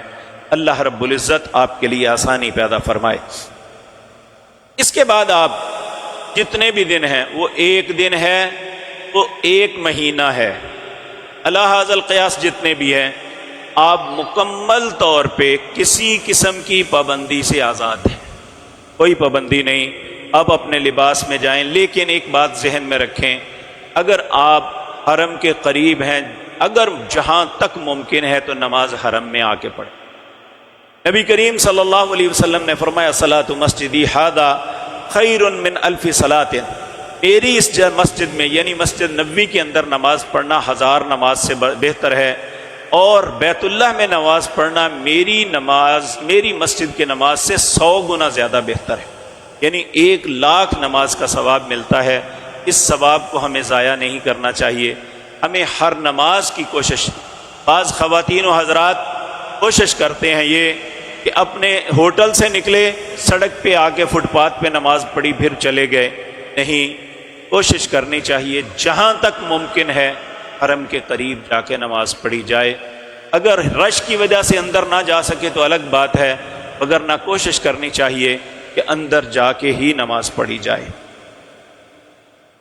اس کے بعد اگلا سٹیپ ہے حج کا۔ حج تمتع کے اندر دوسرا سٹیپ اس طرح ہے کہ 8 ذی الحج کو فجر کی نماز آپ نے اپنے گھر عزیزیہ میں ہیں تو عزیزیہ میں پڑھیں، اگر آپ حرم کے نزدیک ہیں تو حرم میں پڑھیں، تو نماز کے بعد آپ احرام باندھیں حج کی نیت. وہ اپنے ہوٹل سے باندھیں، وہ حرم میں جا کے باندھیں یا کسی مسجد میں باندھیں، کہیں بھی باندھ سکتے ہیں آپ. وہ احرام آپ نے فجر کی نماز کے بعد باندھنا ہے. لیکن معلم حضرات اپنی سہولت کے لیے لوگوں کو رات کو لے جاتے ہیں. پھر آپ نے اگر احرام باندھنا ہے تو احرام باندھ کے احرام کی نیت نہ کریں. جس طرح آپ نے پہلے لاہور میں صرف لباس تبدیل کیا تھا، اسی طرح آپ اپنا لباس تبدیل کر کے ان کے ساتھ چلے جائیں، کیونکہ مجبوری ہے، انہوں نے آپ کو ہر صورت رات کو لے کے جانا ہے. اگر آپ اپنے معلم کو کہیں، کوشش کر کے ایک گروپ بنا لیں کہ ہمیں فجر کی نماز کے بعد لے کے جائیں، تو وہ پابند ہیں، آپ کو لے کے جائیں گے. لیکن اگر وہ آپ کو مجبور کریں تو پھر اللہ کی سپرد، یہ مجبوری ہے. مجبوری میں اللہ نے مسلمان کو ہر چیز معافی دی ہے. تو آپ نے حج کی نیت جو ہے یہ 8 ذی الحج کو فجر کی نماز کے بعد کرنی ہے. اگر آپ مینا میں پہلے بھی چلے جاتے ہیں تو آپ نے حج کی نیت تلبیہ کب پکارنا ہے؟ اللہم لبیک حجا، اے اللہ میں حج کے لیے حاضر ہوں. یہ 8 ذی الحج کو فجر کی نماز کے بعد کسی بھی وقت آپ اس تلبیہ کو پکاریں. پھر تلبیہ پڑھنا شروع کر دیں، لبیک اللہم لبیک لبیک لا شریک لک لبیک ان الحمد والنعمت لک والملک لا شریک لک. اب 8 ذی الحج کو مینا میں کیا کرنا ہے؟ 8 ذی الحج کو مینا کے اندر اپنے اپنے وقت پہ نمازیں ادا کرنی ہیں. ظہر، عصر، مغرب، عشاء اور 9 ذی الحجہ کی فجر، یہ 5 نمازیں سنت طریقہ یہ ہے کہ ان کو مینا میں ادا کرنا ہے. اور کیسے ادا کرنی ہے؟ نبی کریم صلی اللہ علیہ وسلم اور صحابہ نے یہاں نماز قصر ادا کی تھی، اور یہ قصر سفر کی نہیں ہے، یہ بات یاد رکھیں. ہمارے بعض علماء یہ کہتے ہیں کہ جو مسافر ہیں وہ قصر کریں، جو دوسرے ہیں. بھئی ہم مسافر نہیں ہیں تو کون ہیں؟ بلکہ یہاں پہ قصر سفر کی نہیں ہے، یہ حکم کی ہے. رسول اللہ صلی اللہ علیہ وسلم اور آپ کے ساتھیوں نے، حتیٰ کہ اہل مکہ نے بھی یہ قصر نماز پڑھی تھی. یعنی جو 4 رکعتوں کی نماز ہے وہ 2 پڑھی تھی، مغرب کی 3 پڑھی تھی، اور فجر کی نماز. اور بعض دوست یہ کہتے ہیں کہ ٹھیک ہے جی آپ فرض قصر کر لیں، سنن اور نوافل پورے پڑھیں. یہ بات بھی ہمیں رسول اللہ صلی اللہ علیہ وسلم سے ملتی. نبی کریم آپ دیکھیں، وہاں مینا کے اندر 2 مسجدیں ہیں. ایک ہے مسجد خیف، یہ جمرات کے بالکل ساتھ ہے. ایک ہے مسجد کویتیاں، ابن عبد البر اسے کہتے ہیں. یہ مسجد عمری عبد العزیز کے پاس انتہائی آخر پہ ہے. آپ دونوں مسجدوں میں چلے جائیں، وہاں مقامی امام ہے، لیکن چونکہ احرام باندھا ہوا ہے اس لیے انہوں نے نماز کو قصر کرنا ہے. اسی طرح عین ممکن ہے کہ 8 ذی الحج وہاں جمعے کے دن آئے، تو بعض لوگ ایک ہی سمجھ کے بیت اللہ میں چلے جاتے ہیں، جی جمعہ بیت اللہ میں جا کے پڑھتے ہیں. یہ درست نہیں ہے. ہم حج کے لیے حاضر ہوئے ہیں. نبی کریم صلی اللہ علیہ وسلم 9 ذی الحجہ کو آپ نے حج کیا تھا، جمعے کا دن تھا، آپ نے جمعہ نہیں پڑھا تھا. ایک مرتبہ، یہ 2016 کی بات ہے، 11 ذی الحج کو جمعے کا دن تھا. ہمارے خیمے میں لوگوں نے کہا کہ آپ جی خطبہ دیں جمعہ پڑھائیں ہمیں. میں نے انہیں عرض کیا یہ مسجد خیف کی اذان کی آواز ابھی آ رہی ہے، اگر انہوں نے جمعہ پڑھا تو ہم بھی پڑھیں گے. اگر بحث نہیں کرنی، اگر انہوں نے نہ جمعہ پڑھا تو ہم بھی نہیں پڑھیں گے.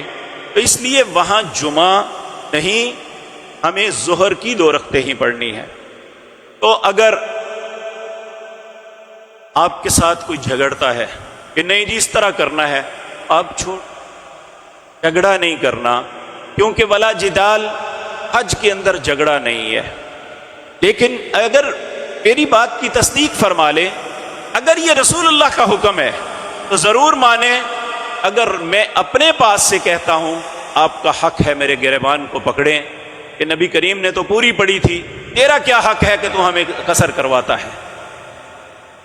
اب بعض لوگ کہتے ہیں ہم نیکی کے لیے آئے ہیں، اس لیے پڑھنے میں حرج کیا ہے؟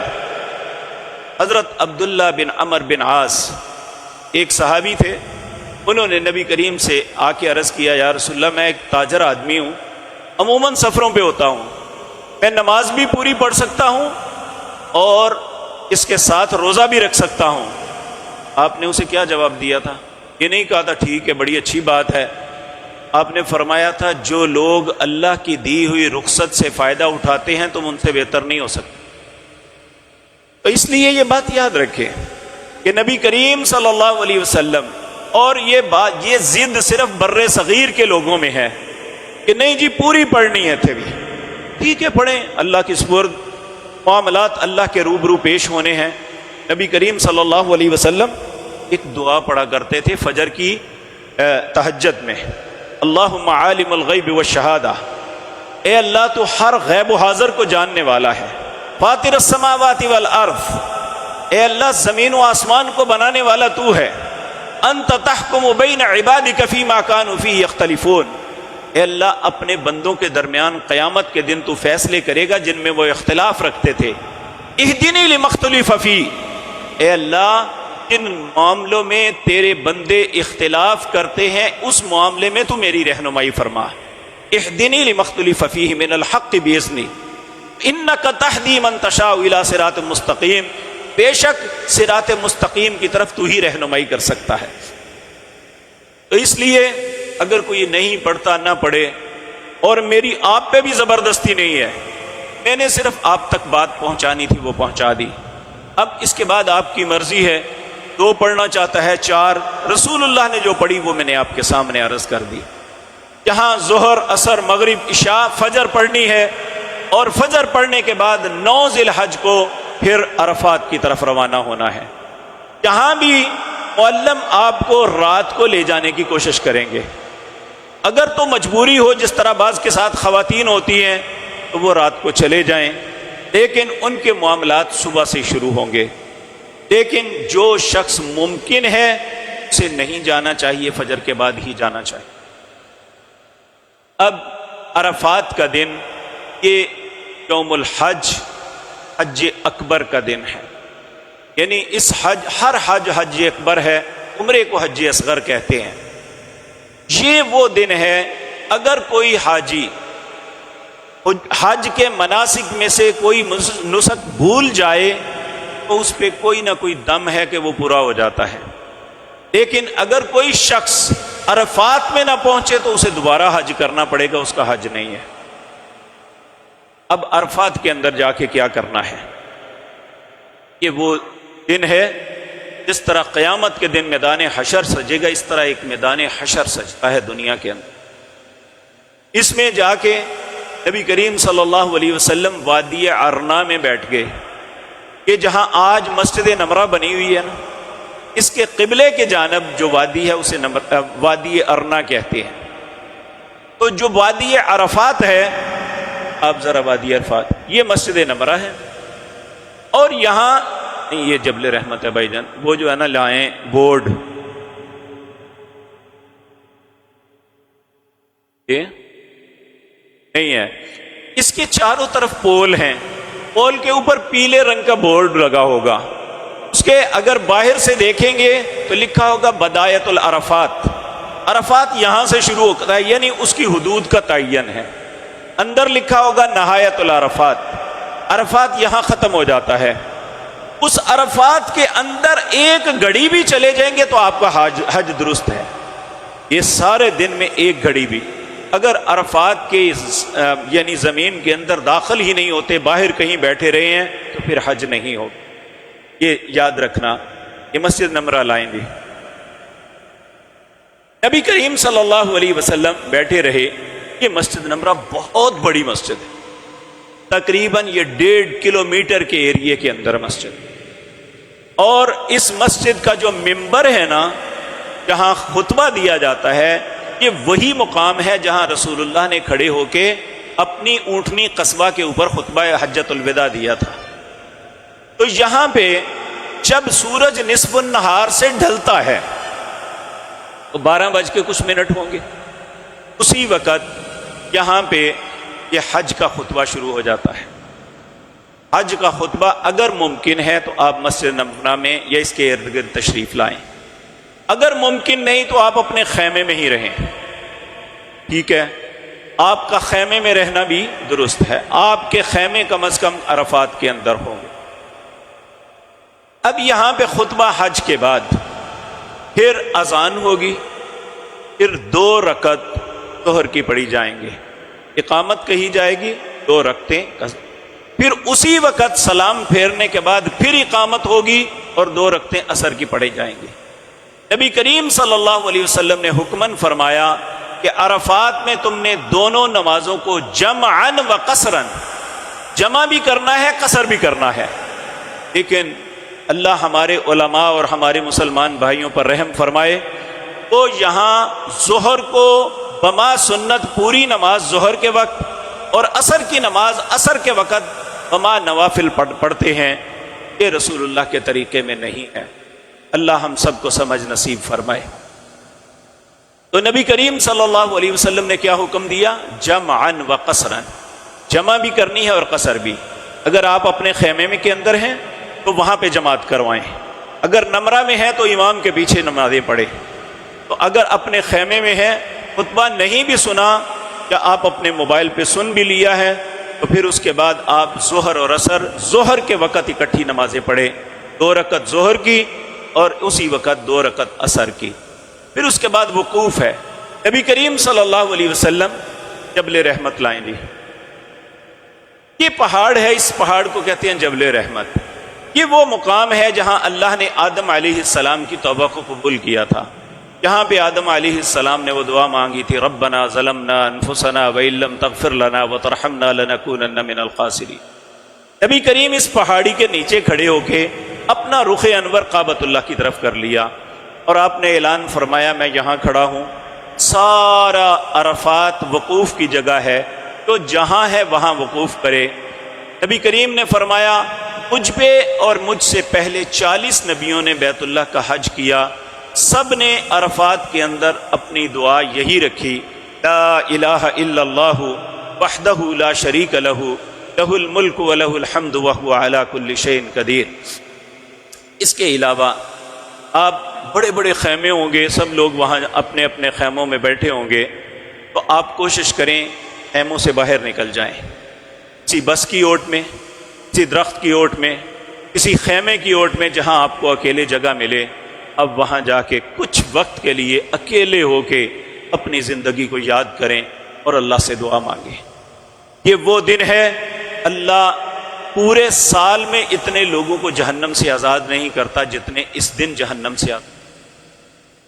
اس لیے یہ بات یاد رکھیں، پریکٹیکلی جب آپ جائیں گے تو آپ کو احساس ہوگا زندگی کی مووی ذہن میں چلنی شروع ہو جاتی ہے، انسان کو اپنی ہر اچھی یا بری حرکت یاد آتی ہے، آنکھوں سے آنسو بہتے ہیں اور انسان گڑ گڑا کے اللہ کے ساتھ اور التجائیں کرتا ہے۔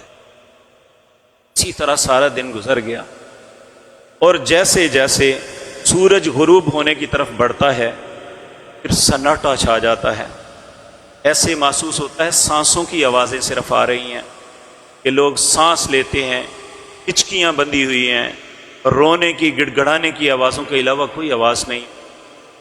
تو یہ وہ وقت ہے جب انسان انتہائی بے بسی بے کسی کے عالم میں اللہ کو پکارتا ہے، اور نبی کریم صلی اللہ علیہ وسلم نے جو یہاں دعا مانگی تھی، شاید ایسے کلمات ہم نے زندگی میں تصور بھی نہیں کیے ہوں گے۔ یہ میرا اپنا تصور ہے، سارا دن گزر گیا ہوگا، رات قریب آ رہی ہوگی، یہاں سے جانے کا وقت ہو گیا، اللہ کے نبی نے یہ انتہائی لفظ کہے، آپ اللہ سے کہتے ہیں، اللہم انک تعلم وتری مکانی وتسمع کلامی وتعلم سری وعلانیتی ولا يخفى عليك شيء من امری وانا البائس الفقیر المستغیث المستجیر الوجل المشفق المقر المعترف بذنبی اسألک مسألۃ المسکین وابتہل الیک ابتحال المسلمین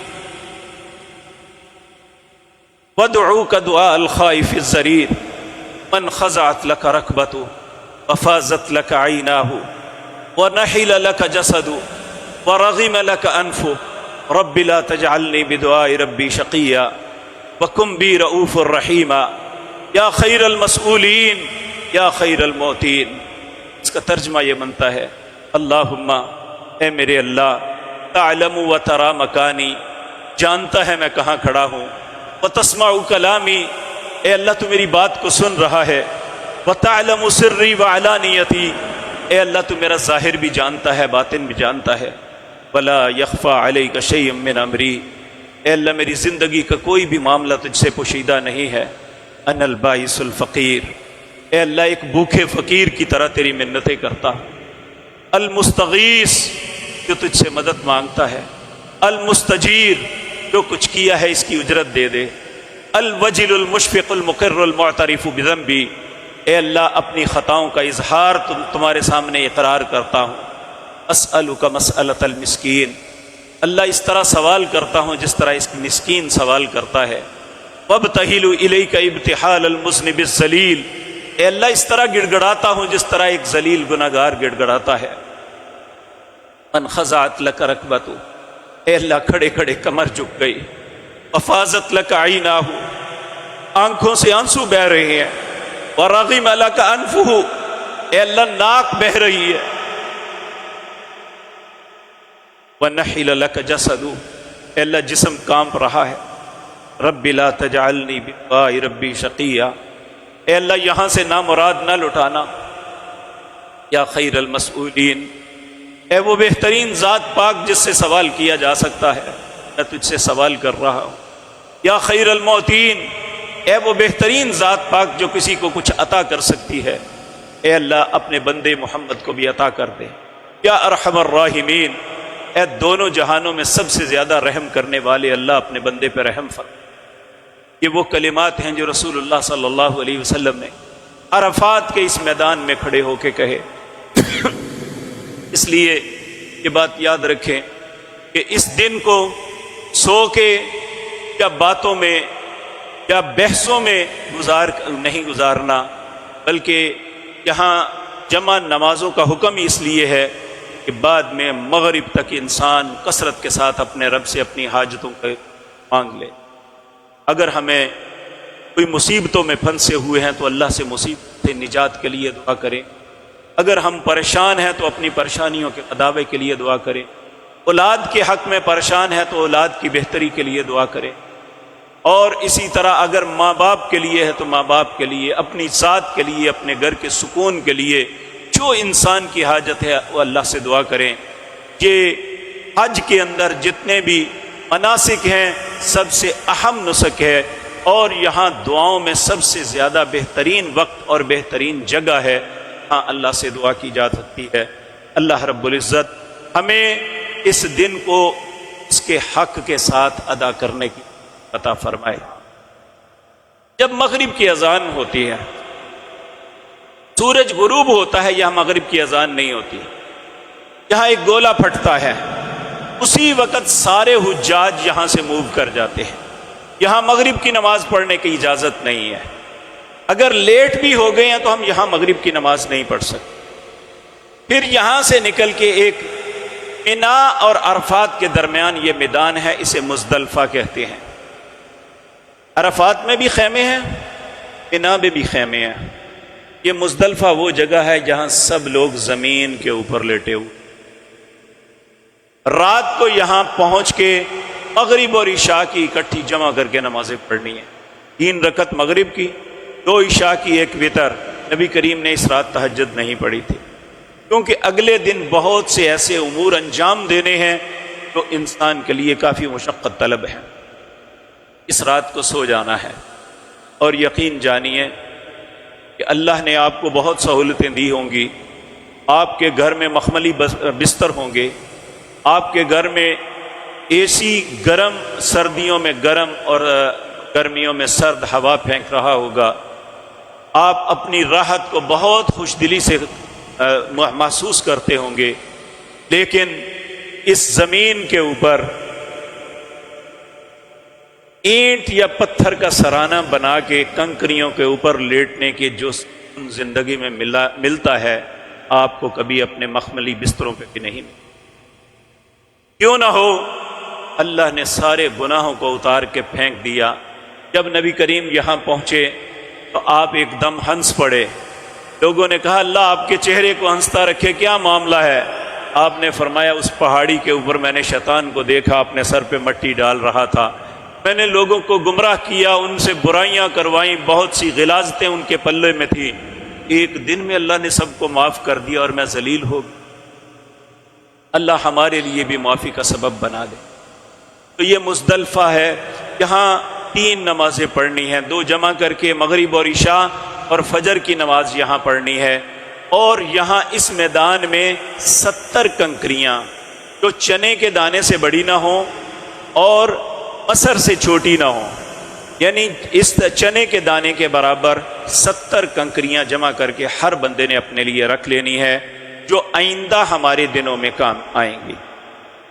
فجر کی نماز پڑھنے کے بعد، فجر کی نماز کافی اندھیرے کے اندر نبی کریم صلی اللہ علیہ وسلم نے پڑھی۔ اس کے بعد یہاں ایک جگہ ہے مشعر حرام ہے جی، مشعر حرام اب وہ مسجد ہے، وہ ایک وادی ہے جسے مشعر حرام کہا جاتا ہے۔ آپ نے فرمایا مشعر حرام کے پاس اللہ کا ذکر کرو، آپ جہاں بھی ہیں وہاں اللہ کا ذکر کریں، اور ذکر کرنے کے بعد جب سورج طلوع ہو جائے تو اب یہ 10 ذی الحج ہے، یہاں سے موو کر کے آپ نے مینا میں پہنچ، مینا میں چلے، جمرات کو لائیں جی۔ یہ مینا میں پہنچنا ہے، اگر آپ پہلے اپنے خیمے میں جاتے ہیں تو فبیہا چلے جائیں، پھر اس کے بعد آپ نے 10 ذی الحج کو 4 کام کرنے ہیں۔ ان 4 کاموں کی ترتیب یہ ہے کہ پہلے یہ جمرات ہیں، 3 جمرے ہیں۔ مینا کے طرف سے جب آپ جائیں گے تو پہلا جمرہ جو ہے اسے جمرہ یمنا کہتے ہیں، مینا کی طرف جو اسے چھوٹا شیطان بھی کہتے ہیں لوگ۔ دوسرا جمرہ وسطی، اسے درمیانہ شیطان بھی کہتے ہیں۔ تیسرا جمرہ جو آخری آئے گا وہ جمرہ عقبہ ہے، اسے بڑا شیطان کہتے ہیں۔ اب آپ نے تلبیہ 8 ذی الحج سے جب آپ نے احرام باندھا تھا، تلبیہ پکارنا، لبیک اللہم لبیک، جہاں بھی آتے جاتے تلبیہ کو پکارتے رہنا۔ اب جب آپ اس جمرے کے پاس، جمرہ عقبہ کے پاس آئیں گے تو آپ نے تلبیہ ختم کر دینا۔ اب یہاں پہ تکبیرات شروع ہو جائیں گے، اللہ اکبر لا الہ الا اللہ واللہ اکبر وللہ الحمد۔ اس جمرہ عقبہ کو آپ نے 7 کنکریاں مارنی ہیں۔ کنکریاں کس طرح مارنی ہیں؟ ان انگلیوں میں لے کے بسم اللہ اللہ اکبر، بسم اللہ اللہ اکبر، یا صرف اللہ اکبر، اللہ اکبر، لگنا نہ لگنا نہیں۔ بعض لوگ جوتے مارتے ہیں، اینٹیں مارتے ہیں، یہ غلب کرنے کی اجازت نہیں ہے، اسے ایک عبادت سمجھ کے کریں۔ 7 کنکریاں مارنے کے بعد اس کے بعد قربانی کرنی ہے۔ قربانی آپ خود بھی جا کے کر سکتے ہیں، قربانی میں اپنا کوئی وکیل بھی بنا سکتے ہیں، جس طرح آپ کی بعض لوگوں کی قربانیاں جو ہیں ان کے پیسے کاٹے گئے ہیں، وہ وہاں الراجی بینک میں جمع کروا دیں گے، وہ آپ کی قربانی کر دیں گے۔ تو قربانی دوسرا بھی آپ کی کر سکتا ہے۔ عمومی طور پہ ہمارے حجاج کو چاہیے کہ وہ اپنی قربانی یا بینک میں جمع کروا دیں، یا کوئی با اعتماد شخص جو قربانی کرتا ہے اسے اپنی قربانی کے پیسے دے دیں کہ وہ آپ کی طرف سے قربانی کر دے۔ کیونکہ یہاں سے تقریباً 6-7 کلومیٹر دور جا کے منہر ہے جہاں قربانیاں ذبح کی جاتی ہیں، سلاٹر ہاؤس، وہاں جانا اور آنا انتہائی مشقت کا سبب ہے، پھر انسان اگلے کام کرنے کی حوصلہ نہیں رکھتا۔ اچھا، قربانی کرنی ہے، اس کے بعد پنڈ کروا کے اپنے لباس کو تبدیل کر لینا ہے، اور اس کے بعد بیت اللہ میں چلے جانا ہے طواف افاضہ کے لیے۔ طواف افاضہ، اسے طواف زیارت بھی کہتے ہیں، یہ حج تمتع کا ایک اہم رکن ہے۔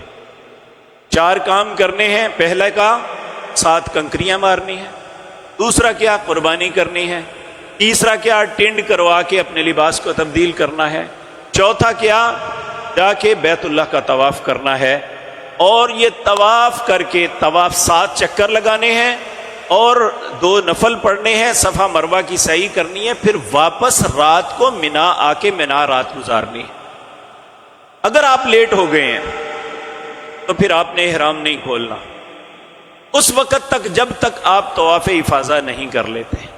اگر پہلے دن آپ کرنا ممکن ہے، آپ اپنا احرام اتاریں اور جا کے طواف افاضہ کر کے واپس مینا میں آ جائیں۔ بعض لوگ رات باہر ہی گزارتے ہیں کہ حج کے اندر ایک نقص پیدا کر دے گا، ایسا نہیں کرنا چاہیے۔ مینا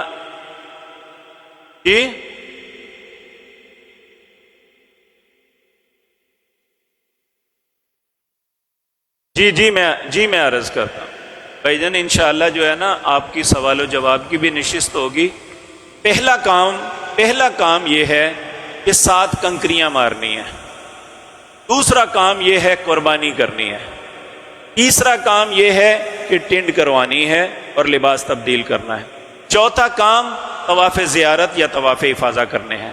اب اگر بالفرض آپ اس ترتیب کو قائم نہیں رکھ سکتے، کوئی کام پہلے کر لیا ہے دوسرا بعد میں، ایک شخص نبی کریم صلی اللہ علیہ وسلم کے پاس آیا، اس نے کہا جی میں نے ابھی کنکریاں نہیں ماری، میں پہلے چلا گیا تھا طواف کرنے۔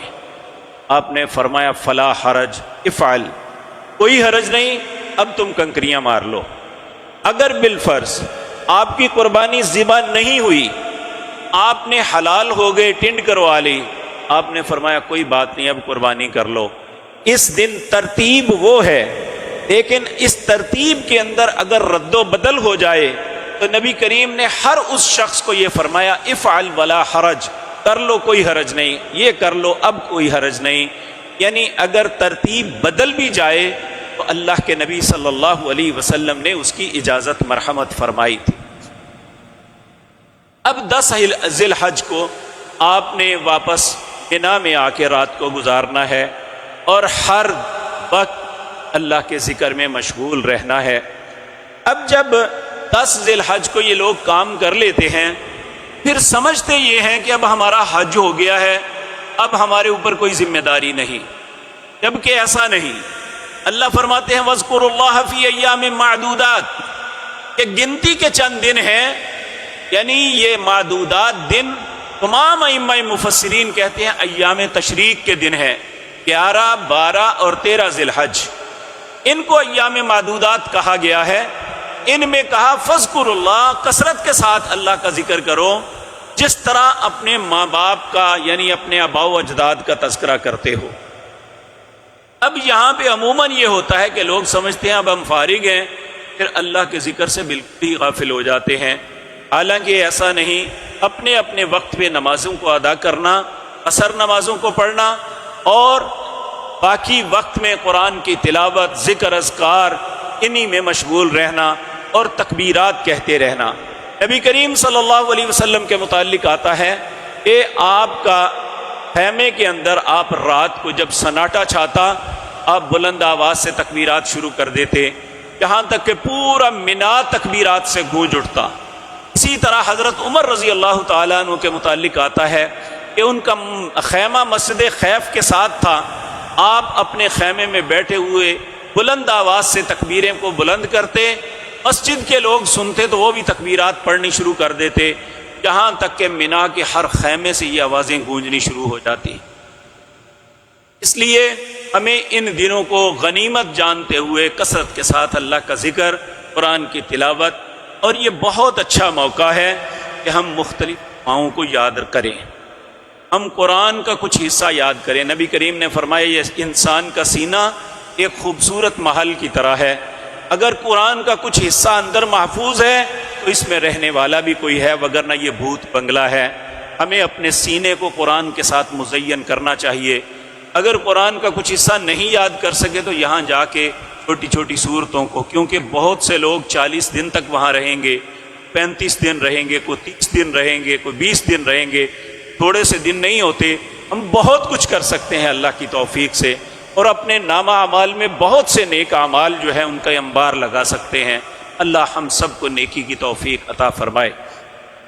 اب اگلا دن ہے 11 ذی الحج۔ بعض لوگ عمومی طور پہ گھبرا کے گرمی کی شدت سے تو رات کو چلے جاتے ہیں، جا کے عزیزیہ اپنے گھر سو جاتے ہیں۔ یہ بالکل غلط ہے۔ رات میں، دن اور رات کو مینا میں رہنا فرض ہے، لازم ہے۔ کہ یہاں مینا سے چلے جانا یہ کسی صورت درست نہیں، بغیر کسی عذر کے۔ اللہ اکبر۔ 11 ذی الحج کو ہم نے کیا کرنا ہے؟ 11 ذی الحج کو ہم نے اللہ کی توفیق سے جو مسنون وقت ہے وہ زوال کے بعد، یعنی اب 12:00 پہ زوال کا ختم ہوگا وقت، اس کے بعد سے لے کر مغرب کی اذان تک یہ وقت مسنون ہے۔ لیکن چونکہ بعض حادثات ہوئے، سعودی علماء نے اس بات کا فتویٰ دیا ہے کہ ساری رات کسی بھی وقت آپ کنکریاں مارنے کے لیے آئے تو کوئی بات نہیں، لیکن جو مسنون وقت ہے آپ کوشش کریں کہ اسی وقت تشریف لے جائیں۔ اب جا کے کیا کرنا ہے؟ جمرات اکٹھے نہیں آئیں گے، اندر سے، نیچے سے نہیں آئیں گے، آپ کے پاس ہے تصویر؟ چلیں جی، یہ آپ نا اس کی 4 منزلیں ہیں۔ آپ کے مختلف جس خیمے میں آپ رہیں گے وہاں پہ آپ کے لیے ایک مخصوص رستہ متعین ہوگا، اس کے دونوں طرف جو ہے نا جالیاں لگی ہوئی ہیں۔ آپ اس سڑک کو چھوڑ کے دوسری سڑک پہ نہیں جا سکتے، آپ اس سڑک سے پلٹ کے واپس نہیں آ سکتے، آپ نے اگر جانا ہے تو سیدھے دوسرے رستے سے واپس آ سکتے ہیں۔ ان حادثات سے بچانے کے لیے انہوں نے یہ احتیاطی تدابیر کی ہوئی ہیں، ہمیں ان کا ساتھ دینا چاہیے۔ اسی طرح جب آپ جمرات میں جائیں تو آپ کوئی ساتھ بیگ لے کے نہ جائیں، کیونکہ آپ سے ایک جگہ آئے گی چیکنگ کی جہاں سے بیگ پکڑ کے آپ سے چھین کے پھینک دیں گے، پھر وہ آپ کو بیگ مل نہیں سکے گا۔ اس لیے اپنے بیگز وغیرہ جو ہے نا وہیں پہ چھوڑیں۔ ہاں، چھاتا چھتری ساتھ لے لیں، اس کا کوئی حرج نہیں۔ اسی طرح گرمی شدت بہت ہوگی، یہ جو آئینہ ہے اس سبز رنگ کا اگر ہو کہ آپ کی چہرے کے لیے محفوظ، آنکھوں کے لیے محفوظ ایک معاملہ ہوگا، تو یہ آپ یہاں داخل ہوں گے۔ یہ 3 جمرات ہیں۔ پہلا ہے، اسے جمرہ یمنہ کہتے ہیں۔ آپ نے اس کے دائیں طرف نہیں جانا، بائیں طرف داخل ہونا ہے کہ آپ کے جمرات دائیں طرف ہوں، کیونکہ لوگ اس طرف سے، بعض لوگ لا علمی میں داخل ہو جاتے ہیں کہ یہاں رش نہیں ہے۔ مسنون یہ ہے کہ آپ جمرہ آپ کے دائیں جانب ہو، آپ بائیں جانب اس کے اندر داخل ہوں۔ سامنے یہ لمبی دیوار، تقریباً 70 فٹ 80 فٹ لمبی دیوار ہے، آپ نے اس پہ کنکر مارنے ہیں۔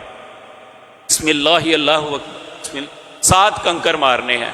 پھر آپ پیچھے ہٹیں، پیچھے ہٹ کے وہاں ایک ایرو کا نشان ہوگا، اتجاہ القبلہ، قبلہ اس جانب ہے، آپ نے قبلہ رخ ہو کے دعا مانگنی ہے۔ تو وہ آپ کی حاجت ہے، دعا مانگے۔ دعا مانگنے کے بعد پھر آگے چلیں، پھر دوسرا جمرہ آئے گا، اسے آپ نے 7 کنکر مارنے ہیں۔ 7 کنکر مارنے کے بعد پھر پیچھے ہٹ کے کعبۃ اللہ کی طرف منہ کر کے دعا کرنی ہے۔ پھر اس کے بعد آپ تیسرے کو ماریں گے، پھر پیچھے ہٹ کے دعا نہیں کرنی، واپس پلٹ کے اپنے خیمے میں آ جانا۔ یہ ایک دن میں کتنی کنکریاں ماریں گے؟ 21۔ اگر آپ کے ساتھ خواتین ہیں اور وہ خواتین میں سے کوئی بہن ماں اپنی کسی مجبوری کی وجہ سے یا بزرگوں میں سے کوئی نہیں جا سکتا تو اپنی جگہ وہ دوسرے کو کنکریاں دے سکتا ہے، تو وہ اس کی جگہ وکالت کرتے ہوئے جا کے کنکریاں مار سکتا، لیکن وہ کرے گا پہلے اپنی ساتھ مارے گا، پھر ان کی ساتھ مارے گا، پھر پیچھے ہٹ کے دعا کرے گا، پھر اپنی ساتھ مارے گا، پھر ان کی ساتھ مارے گا۔ ایک دم نہیں پھینکنی، ایک ایک کر کے اللہ اکبر اللہ اکبر اللہ اکبر اللہ اکبر، پھر ان کی طرف سے اللہ اکبر، پھر پیچھے ہٹ کے دعا کرنی ہے، اپنے لیے بھی ان کے لیے بھی، پھر تیسرے کو مارنی ہے۔ اس طرح ایک بندے کے لیے ایک دن میں 21 کنکریاں ہیں۔ پھر اس کے بعد 12 ذی الحج آئے گا۔ اللہ رب العزت نے کہا فمن تعجل فی یومین فلا اثم علیہ، جو 2 دن کے بعد جلدی کرتے ہوئے واپس آ جائے تو اس پہ کوئی حرج نہیں، اس کا حج ٹھیک ہے۔ تو اس دن بھی آپ نے اسی طرح تینوں جمرات کو کنکریاں مارنی ہے۔ آپ نے کنکریاں کتنی اکٹھی کی تھی؟ 70۔ اگر آپ 12 ذی الحج کو واپس آ جاتے ہیں تو آپ 49 کنکریاں مار سکیں گے، باقی آپ ضائع کر دیں۔ وَمَن تَأَخَّرَ فَلَا إِثْمَ عَلَيْهِ لِمَنِ اتَّقَىٰ، جو شخص ایام تشریق کو پورا کر کے آتا ہے یہ تقوی کی بات ہے، لیکن 80 سے 90% لوگ 12 ذی الحج کو منا سے نکل جاتے ہیں کہ اللہ نے اجازت دی ہے چلے جاتے ہیں، کچھ لوگ بس رہ جاتے ہیں، وہ 13 تاریخ کو کنکری مار کے آتے ہیں۔ لیکن اگر آپ نے 12 تاریخ کو نکلنا ہے تو اس کے لیے ضروری ہے کہ مغرب کی اذان ہونے سے پہلے آپ نے نکل جانا ہے۔ اگر مغرب کی اذان ہو گئی، منا میں آپ موجود ہیں، پھر آپ 12 تاریخ کو باہر نہیں آ سکتے، پھر آپ کو 13 تاریخ کو کنکریاں مار کے واپس آنا ہوگا۔ اگر آپ 12 کو نکلنا ہے، آپ کنکریاں مار کے مغرب کی نماز سے پہلے پہلے منا کی حدود نکل جائیں، تو پھر آپ کے لیے یہ انشاءاللہ حج۔ تو یہ حج تمتع کا دوسرا سٹیپ۔ اس کے بعد پھر جس دن آپ نے واپس اپنے گھر آنا ہے تو وہ ایک ذمہ داری آپ پہ ہے، وہ ہے طواف وداع۔ بیت اللہ سے ودا ہوتے وقت اس کا طواف کرنا، یہ 7 چکر لگا کے 2 نفل پڑھنے ہیں، اس کے بعد آپ نے بیت اللہ میں نہیں آنا، آپ نے چلے جانا ہے۔ تو اگر جو وقت آپ کو مقرر کیا گیا ہے اس کے قریب ترین آپ جو ہے بیت اللہ کا طواف کر کے بیت اللہ سے ودا ہو کے چلے جائیں۔ بعض لوگ حج کرنے کے بعد مدینہ منورہ جائیں گے، اور ان کے لیے یہ ہے کہ وہ یہاں سے جب مدینہ جانے لگیں تو طواف وداع کر کے جائیں، وہ مدینہ سے ہی واپسی ان کی فلائٹ ہوگی۔ پھر وہ واپس جدہ بھی آتے ہیں تو مکہ میں انہیں نہیں لایا جائے گا، وہ مدینہ منورہ سے سیدھا ایئرپورٹ کے لے جائیں گے۔ اس لیے یہ طواف وداع یہ ضروری ہے۔ اب یہاں پہ کچھ خواتین کے مسائل ہیں، وہ میں عرض کر دوں۔ سید عائشہ صدیقہ رضی اللہ تعالی عنہا، آپ جب نبی کریم صلی اللہ علیہ وسلم کے ساتھ حج کے لیے تشریف لائی، جب آپ مکہ میں پہنچی تو اس وقت سید عائشہ کے ایام شروع ہوئے تھے، تو آپ عمرہ نہ کر سکی۔ اس میں یہ ہے کہ آج جدید دور ہے، اگر خواتین ڈاکٹر سے مشورہ کر کے ایسی میڈیسن لے لیتی ہیں جس سے ان کے ایام مؤخر ہو جائیں، ان کے یہ دن ضائع نہ ہوں، تو اس میں کوئی حرج والی بات نہیں ہے۔ لیکن اگر خدا نخواستہ ان کے ایام شروع ہو جاتے ہیں تو پھر انہیں چاہیے کہ وہ ویسے ذکر اذکار کریں۔ اگر وہ عمرہ نہیں کر سکی، حج کے ایام آ گئے، وہ بعد میں جس طرح سید عائشہ صدیقہ رضی اللہ تعالی عنہا نے عمرہ کیا تھا اس طرح کر لیں۔ مثال کے طور پہ آپ جب گئے عمرے کے وقت، نبی کریم صلی اللہ علیہ حضرت عائشہ کو ایام آ گئے، تو اس وقت پھر بعد میں حج کے ایام میں پھر حج کیا۔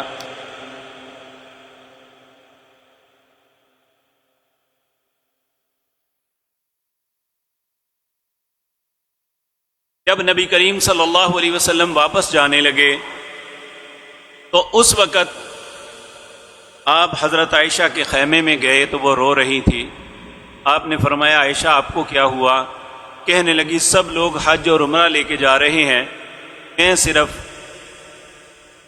حج لے کے جا رہی ہوں۔ آپ نے فرمایا جاؤ اپنے بھائی عبد الرحمن کے ساتھ تنعیم پہ جا کے، جہاں آج مسجد عائشہ بنی ہوئی ہے، مسجد عائشہ پہ جا کے احرام، اس وقت مسجد عائشہ نہیں، اس جگہ کا نام تنعیم تھا، تنعیم پہ جاؤ، احرام باندھ کے آ کے عمرہ کر لو، تمہارا بھی حج اور عمرہ ہو جائے گا۔ ایسی خواتین جو حج سے پہلے عمرہ نہیں کر سکی اور ان کا حج کی نیت حج تمتع کی تھی، تو انہیں چاہیے کہ وہ حج کے بعد مسجد عائشہ پہ جا کے عمرے کا دوبارہ احرام باندھ کے آ کے کیونکہ حج کے احرام سے وہ فارغ ہوئی، ان کا احرام ختم ہو گیا، تو اب وہ دوبارہ احرام باندھ کے عمرہ کر سکتی ہیں۔ بعض لوگ مرد بھی جا کے مسجد عائشہ سے احرام باندھ کے آتے ہیں، مسجد عائشہ سے جا کے احرام باندھ کے آتے ہیں عمرہ کرنے کے لیے۔ یہ طریقہ نبی کریم کی سنت مطہرہ میں ہمیں نہیں ملتا، کیونکہ حضرت عائشہ کے ساتھ ان کے بھائی عبد الرحمن بن ابی بکر تھے۔ حضرت عائشہ کے ساتھ عمرے میں وہ مکمل ساتھ رہے، لیکن انہوں نے عمرہ کے لیے نہ احرام باندھا نہ عمرے کی نیت کی، تو اس لیے وہ لوگ جو مرد حضرات ہیں اگر وہ دوبارہ عمرہ کرنا چاہتے ہیں تو انہیں چاہیے کہ وہ اصل میقات پہ جائیں۔ اصل میقات جرانہ ہے یا طائف ہے، قرن المنازل، یہ قریب ترین دو میقات ہیں، وہاں جا کے وہ احرام باندھ کے آئیں تو عمرہ کر سکتے ہیں۔ مسجد عائشہ سے جو لوگ آتے ہیں، اسی طرح ہمارے بعض بھائی بہت سہولت پسند ہیں، وہ اپنے ہوٹل سے ہی احرام باندھ کے آ جاتے ہیں کہ ہماری مسافری ختم ہو گئی ہے۔ اللہ یہ بات درست نہیں، ہمیں رسول اللہ صلی اللہ علیہ وسلم کی صحابہ میں ایسا عمل نظر ہی نہیں آتا۔ تو یہ اہل مکہ کے لیے ہے کہ اہل مکہ اپنے گھر سے احرام باندھ کے آ سکتے ہیں، یہ ہم مسافروں کے لیے جو دوسرے شہروں سے دوسرے ملکوں سے گئے ہوئے ہیں ان کے لیے نہیں ہے۔ اسی طرح میرے عزیز بھائیوں، ایک ہے مدینہ منورہ کی زیارت اور اس میں کرنے والے اعمال۔ انشاءاللہ نماز کا وقت قریب ہے، اب سوال و جواب کی مجلس کرتے ہیں۔ نماز کے بعد آپ کے تناول کے لیے کھانا بھی ہے، اور اس کے علاوہ ہم مدینہ منورہ کی زیارت کے متعلق جو مسنون اعمال ہیں وہ بھی آپ کے سامنے عرض کریں گے۔ میں نے جو کچھ عرض کیا اللہ کی توفیق سے یہ نبی کریم صلی اللہ علیہ وسلم کے ان فرمودات کو مد نظر رکھ کے کیا۔ اگر کوئی بھی بھائی، کوئی بھی بہن بیٹی سوال کرنا چاہے کسی معاملے کے متعلق تو میں انشاءاللہ ان کا جواب دینے کی کوشش کروں گا۔ مولانا آپ نے وہ پینسل چٹیں لے آئی ہیں؟ اللہ دے بندے جلدی کرنا سی جی۔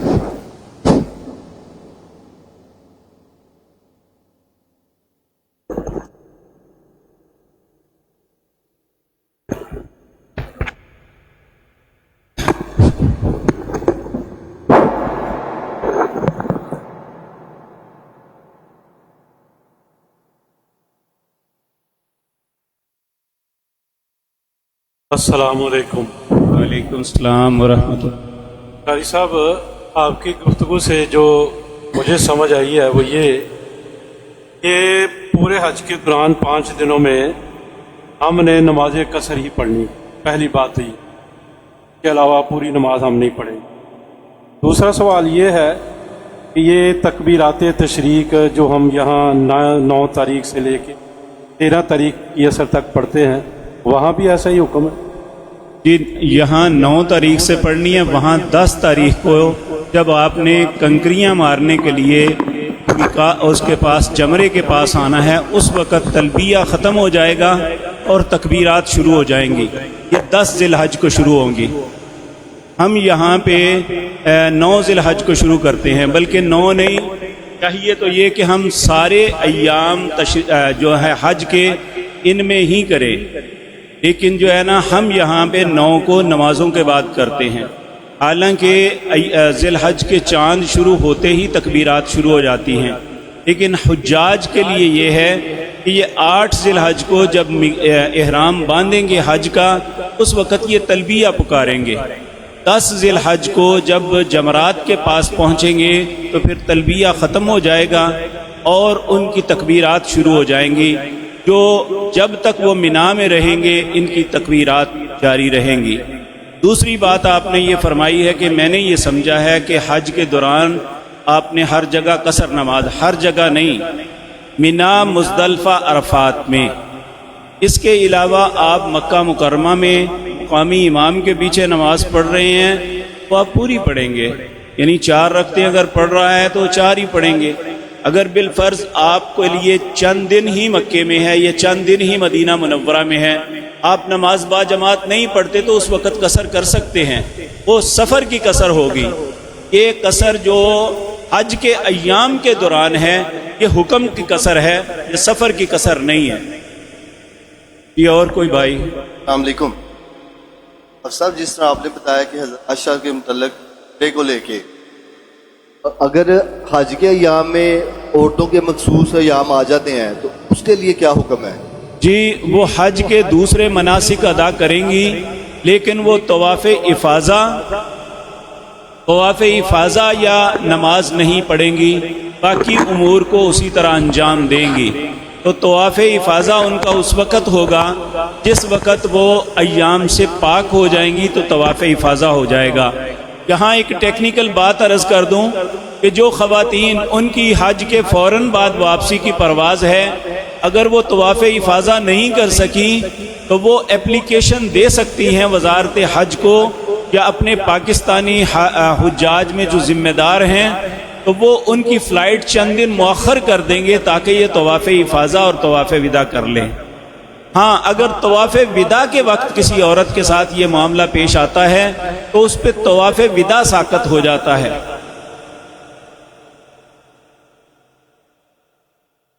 تاتی علاج کا آپ نے بتایا تھا، پہلے ہم نے کرنی ہے، جی بھائی جان، اس کے بعد پھر ہم نے قربانی کرنی ہے۔ بھائی جان آپ کی بات سمجھ نہیں آئی۔ تاتی علاج کا بتا رہے، تاتی علاج کا 10 ذی الحج کو، تاتی علاج کا بتا رہے تھے۔ 10 ذی الحج کی ترتیب اس طرح ہے کہ آپ نے سب سے پہلے 7 کنکر جمرہ عقبہ کو مارنے ہیں، دوسرا قربانی کرنی ہے، تیسرا ٹنڈ کروا کے لباس تبدیل کرنا ہے۔ ادھر کر دیجیے نا، لباس چینج، ہم نے تو احرام میں ہوں گے نا، تو ہم نے احرام چینج کرنا ہے۔ نہیں احرام چینج نہیں کرنا، آپ دوسرا اپنا شلوار قمیض پہن سکتے ہیں۔ اچھا جو اس کے بعد جو عمرہ ہوگا وہ شلوار کے بھی نہیں ہوگا؟ ہاں جی، عمرہ نہیں ہوگا بھائی جان، وہ طواف زیارت ہوگی۔ جی یہی پوچھ، ہاں جی، وہ اپنے لباس، اگر بالفرض آپ سمجھتے ہیں کہ میں جا کے جلدی سے طواف افاضہ کر لوں بعد میں احرام کھول لوں گا تو تب بھی کوئی بات نہیں ہے۔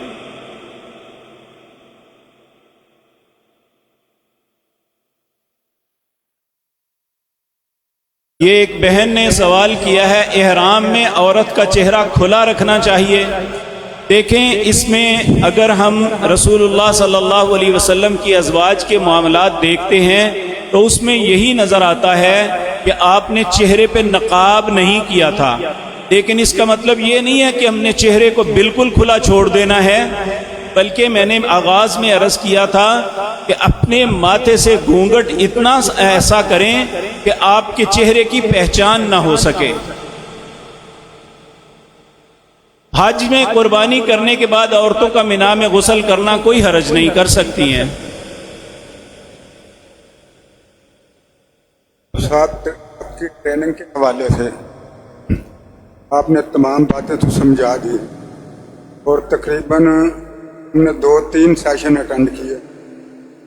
ایک 3 اپریل کو وزارت مذہبی امور کی طرف سے سیالکوٹ میں، اور انہوں نے بڑی اچھی خاصی بریفنگ دی۔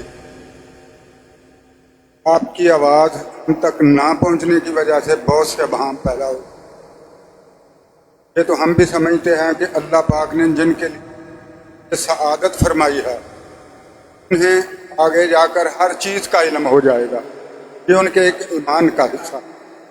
لیکن ایک تو چند باتیں جو ہیں نا وہ سمجھ سے بالا ہیں۔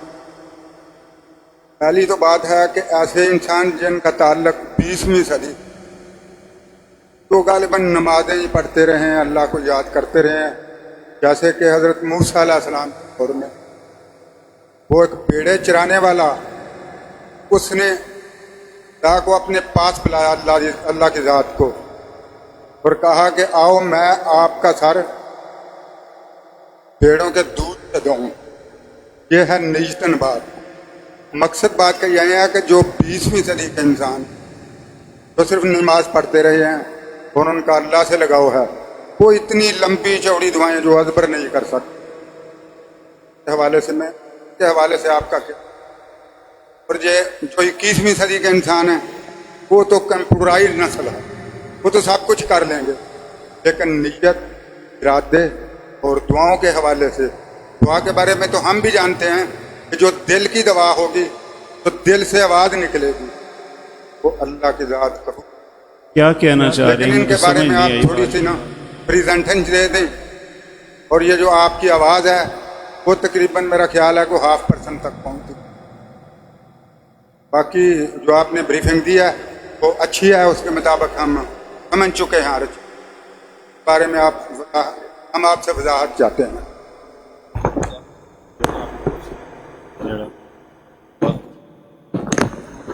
अगर बुज़ुर्गों ने जो फरमाया है कोई मुख्तसर मुझे बता दे तो मैं इसका जवाब दे सकूंगा। मुझे समझ नहीं आई आप बुज़ुर्ग क्या कहना चाहते हैं।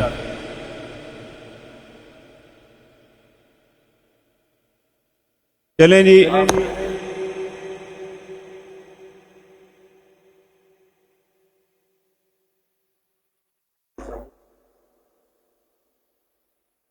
ये एक बहन ने कहा है चेहरा ख़वातीन का होता है, हर वक्त मर्द होते हैं। हज़रत आयशा ने तो मर्द के आने पर चेहरे ढका था। मेरी बहना, मैंने यही अर्ज़ किया है कि बाज़ उलमा इस हक़ में है कि नक़ाब करना चाहिए, लेकिन नबी करीम की ने नक़ाब करने से इनकार किया। आप घूंघट इस तरह का बनाएं कि जिससे चेहरे को पहचाना ना जा सके। ये एक आजमाइश के तौर पे है।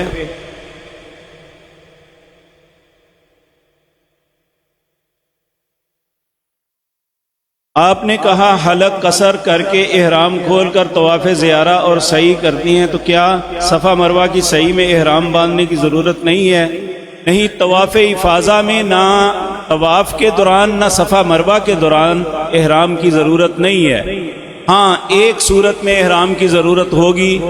अगर कोई शख्स 10 ज़िलहज को तवाफ़ इफ़ाज़ा नहीं कर सका, नहीं आ सका, तो फिर उसे एहराम नहीं खोलना ना।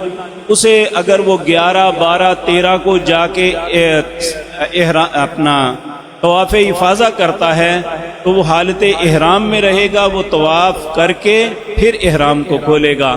लेकिन अगर कोई 10 ज़िलहज को ही एहराम को अपना तवाफ़ इफ़ाज़ा करना चाहता है तो वो एहराम खोल दे, उसमें कोई हरज नहीं। अस्सलाम वालेकुम। नकाब के ऊपर जो एलर्जी की वजह से वो मास्क पहनते हैं, वो ख़वातीन के मर्द, वो उसकी इजाज़त है? देखें, ये एक मजबूरी है, इसमें कोई हरज वाली बात नहीं है। हालत एहराम में कपड़े बदलना, कंघी कर सकते हैं? नहीं, कंघी नहीं करनी चाहिए। कपड़े बदलने में कोई हरज नहीं, क्योंकि कंघी करने का मतलब जानबूझ के बालों को उखेड़ना ही होता है। अगर फ्लाइट जद्दा में और औरत हाइजा हो तो वो यलमलम से नियत करेगी, बिल्कुल करेगी, एहराम बांध के वो हालत एहराम में रहेगी यहाँ तक कि वो पाक हो जाए, और उसके बाद वो गुस्ल करके जाके तो उम्रा करे। फिर दोबारा उम्रा कैसे करेगी? दोबारा नहीं, उसने वही उम्रा करना है जिसका एहराम बांधा हुआ है। यानी गुस्ल के बाद वो मस्जिद आयशा में जाने की ज़रूरत नहीं है। हज़रत आयशा इसलिए मस्जिद में गई थी कि वो हज के अय्याम आ गए थे, उन्होंने फिर हज किया, हज के बाद हज का एहराम खोला, फिर दोबारा एहराम बांध के उम्रा किया था। अगर वो पहले से ही यलमलम से एहराम बांध के चली हैं और दरमियान में वो ऐसे अय्याम में आ गई, तो वो उन अय्याम में अपने होटल में रहें, हरम के बाहर सहन में आके बैठें, ज़िक्र अज़कार करें। जिस दिन वो तोहर में आए तो उस दिन वो गुस्ल करके आके उम्रा कर सकती हैं उसे इहराम में। लाहौर एयरपोर्ट से इहराम की चादरें बांधने के बाद उम्रे की नीयत मिकात से करनी है, बिल्कुल मिकात से करनी है। حج کے دن میں اگر عورتیں نہائیں، سر دھوئیں، سر دھونے سے بال گر جائیں، اس کے لیے کیا حکم ہے؟ دیکھیں، آپ کو احتیاط ضرور کرنی چاہیے، لیکن اگر خدا نخواستہ نادانستہ ایسا ہو جائے تو اس میں حرج والی کوئی بات نہیں۔ السلام علیکم آپ صاحب۔ السلام علیکم آپ جی صاحب۔ وعلیکم السلام بھائی جان۔ آپ صاحب، یہ صفا مروہ پہ ہم جاتے ہیں تو ادھر ہمارے ننگے پاؤں ہوتے ہیں، جی تو اس میں چلنے میں دشواری ہوتی ہے، اس میں ہم شوز استعمال کر سکتے ہیں؟ جی بھائی جان، میں نے عرض کیا ہے دو چیزیں ہیں، ایک چمڑے کے ملتے ہیں، ایک منٹ جی بیٹھ